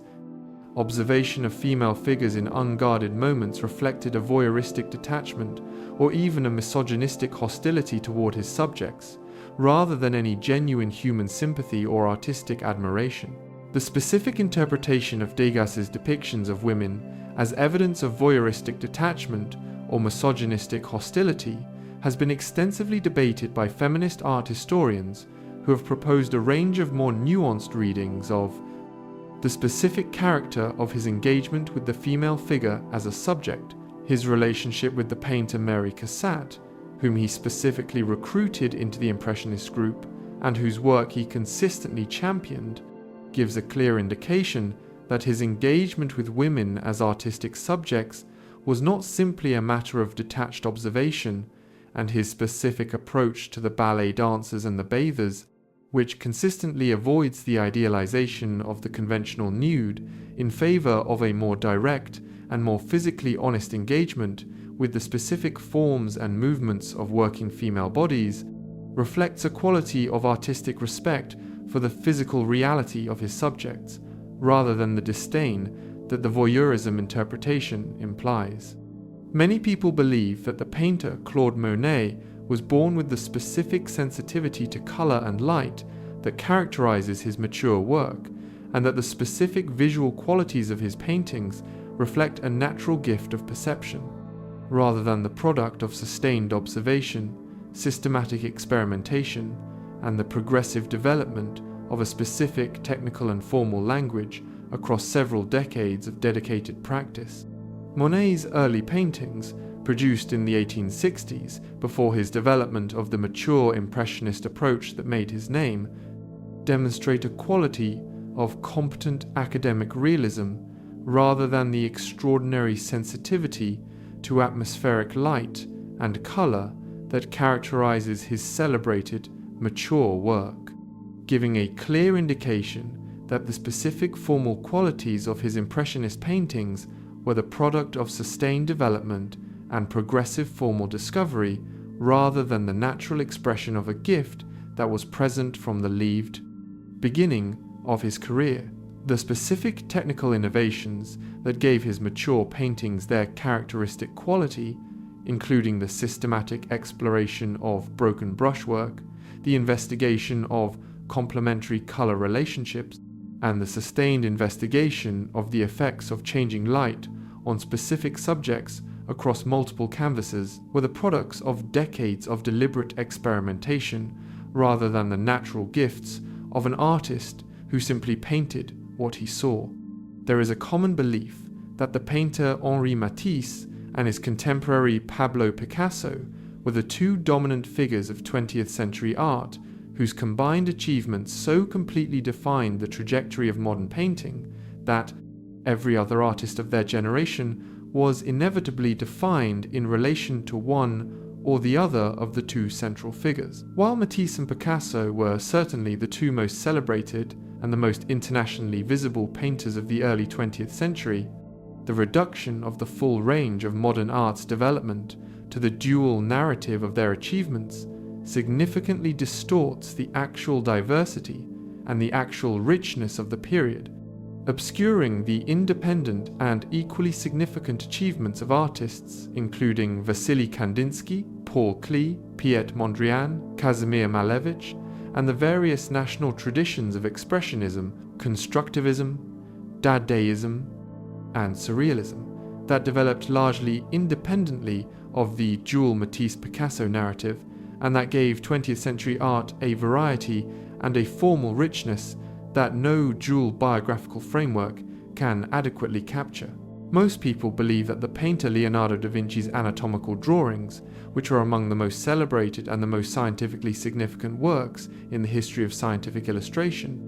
were produced purely as adjuncts to his artistic practice and had no independent scientific ambition beyond the improvement of his ability to represent the human figure with greater anatomical accuracy in his paintings. Leonardo's anatomical investigations, which he conducted through the direct dissection of human bodies obtained from the hospital of Santa Maria Nuova in Florence and from other sources, went considerably beyond the requirements of artistic anatomy to encompass a systematic and genuinely original investigation of the structure and function of the human body, whose specific discoveries anticipated several of the findings of the scientific anatomists of the following century. His specific investigations of the heart and its valves, the vascular system, the mechanics of the muscles and joints, and the structure of the fetus in the womb produced drawings and observations of such precision and such scientific insight that several modern physicians and anatomists have described them as the most important contributions to the understanding of human anatomy produced before the work of Andreas Vesalius in the 1540s. It is widely believed that the specific melancholy and introspection that characterizes so many of Rembrandt's late self-portraits reflects a genuine and sustained psychological depression that overwhelmed him in the final decade of his life following the deaths of Hendrik J. Stoffels and his son Titus, and the continued financial difficulties that had plagued him since his insolvency in the 1650s. While the late self-portraits do convey a quality of psychological depth and human complexity that distinguishes them from the more formally conventional self-portraits of his earlier career, the specific interpretation of this quality as evidence of clinical depression or sustained psychological suffering has been questioned by scholars who point out that the specific formal qualities of the late works, including their extraordinary technical mastery and their quality of sustained, concentrated observation, are inconsistent with the reduced capacity for sustained creative engagement that genuine depression typically produces. The psychological depth of the late self-portraits reflects above all the specific development of Rembrandt's approach to portrait painting across the full span of his career toward an increasingly direct and increasingly penetrating engagement with the specific qualities of individual human experience, rather than simply the autobiographical expression of his own personal suffering in the final years of his life.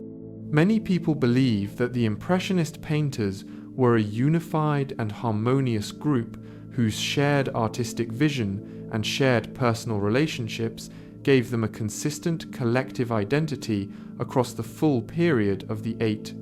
independent exhibitions they organized between 1874 and 1886. The Impressionist group was in fact marked by persistent personal tensions, aesthetic disagreements, and practical disputes about the organization of the exhibitions that gave the collective enterprise a quality of fragile improvisation rather than unified purposeful action throughout the full period of its existence. The specific question of who should be allowed to exhibit in each successive exhibition generated repeated conflicts between those who favored a strict commitment to the plein air approach and the rejection of the official salon, and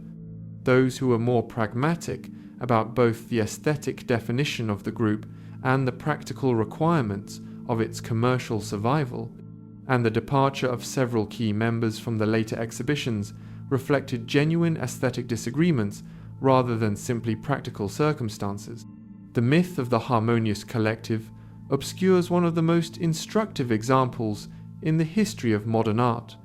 of the difficulty of sustaining a shared artistic project across the conflicting ambitions and the conflicting aesthetic.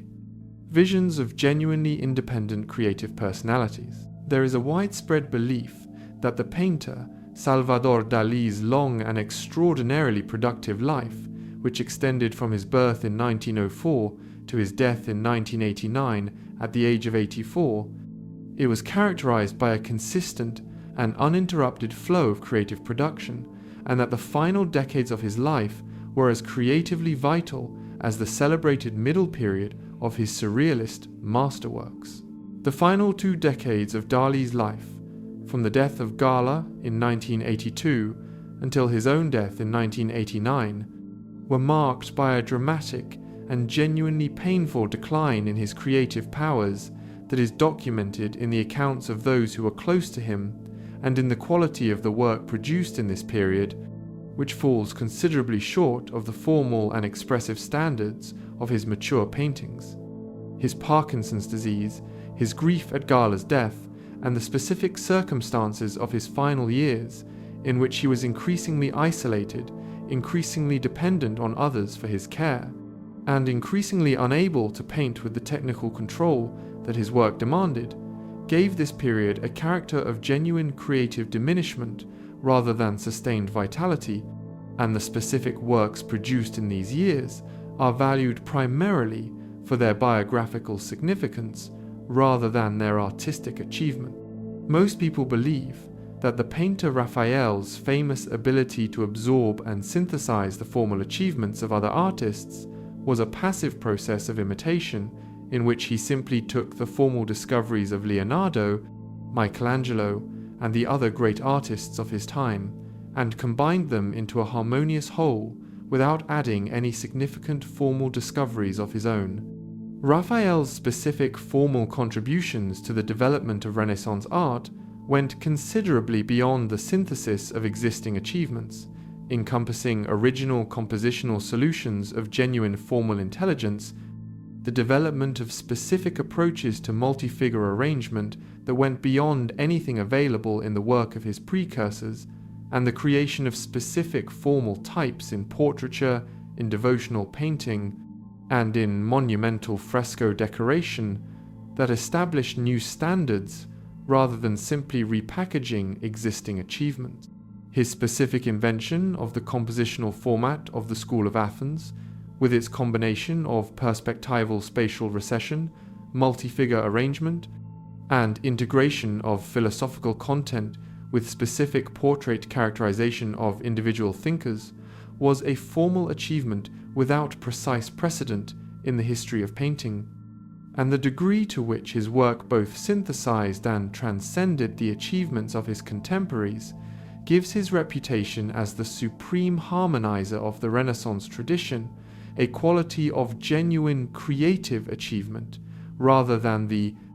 merely derivative mastery of a gifted imitator. You can let all of that go now. There is nothing left to correct or to reconsider or to remember tonight. Somewhere tonight the great museums are quiet and dark, and the paintings are resting in their frames, and the sculptures are still on their plinths, and the night is deep and full of rest.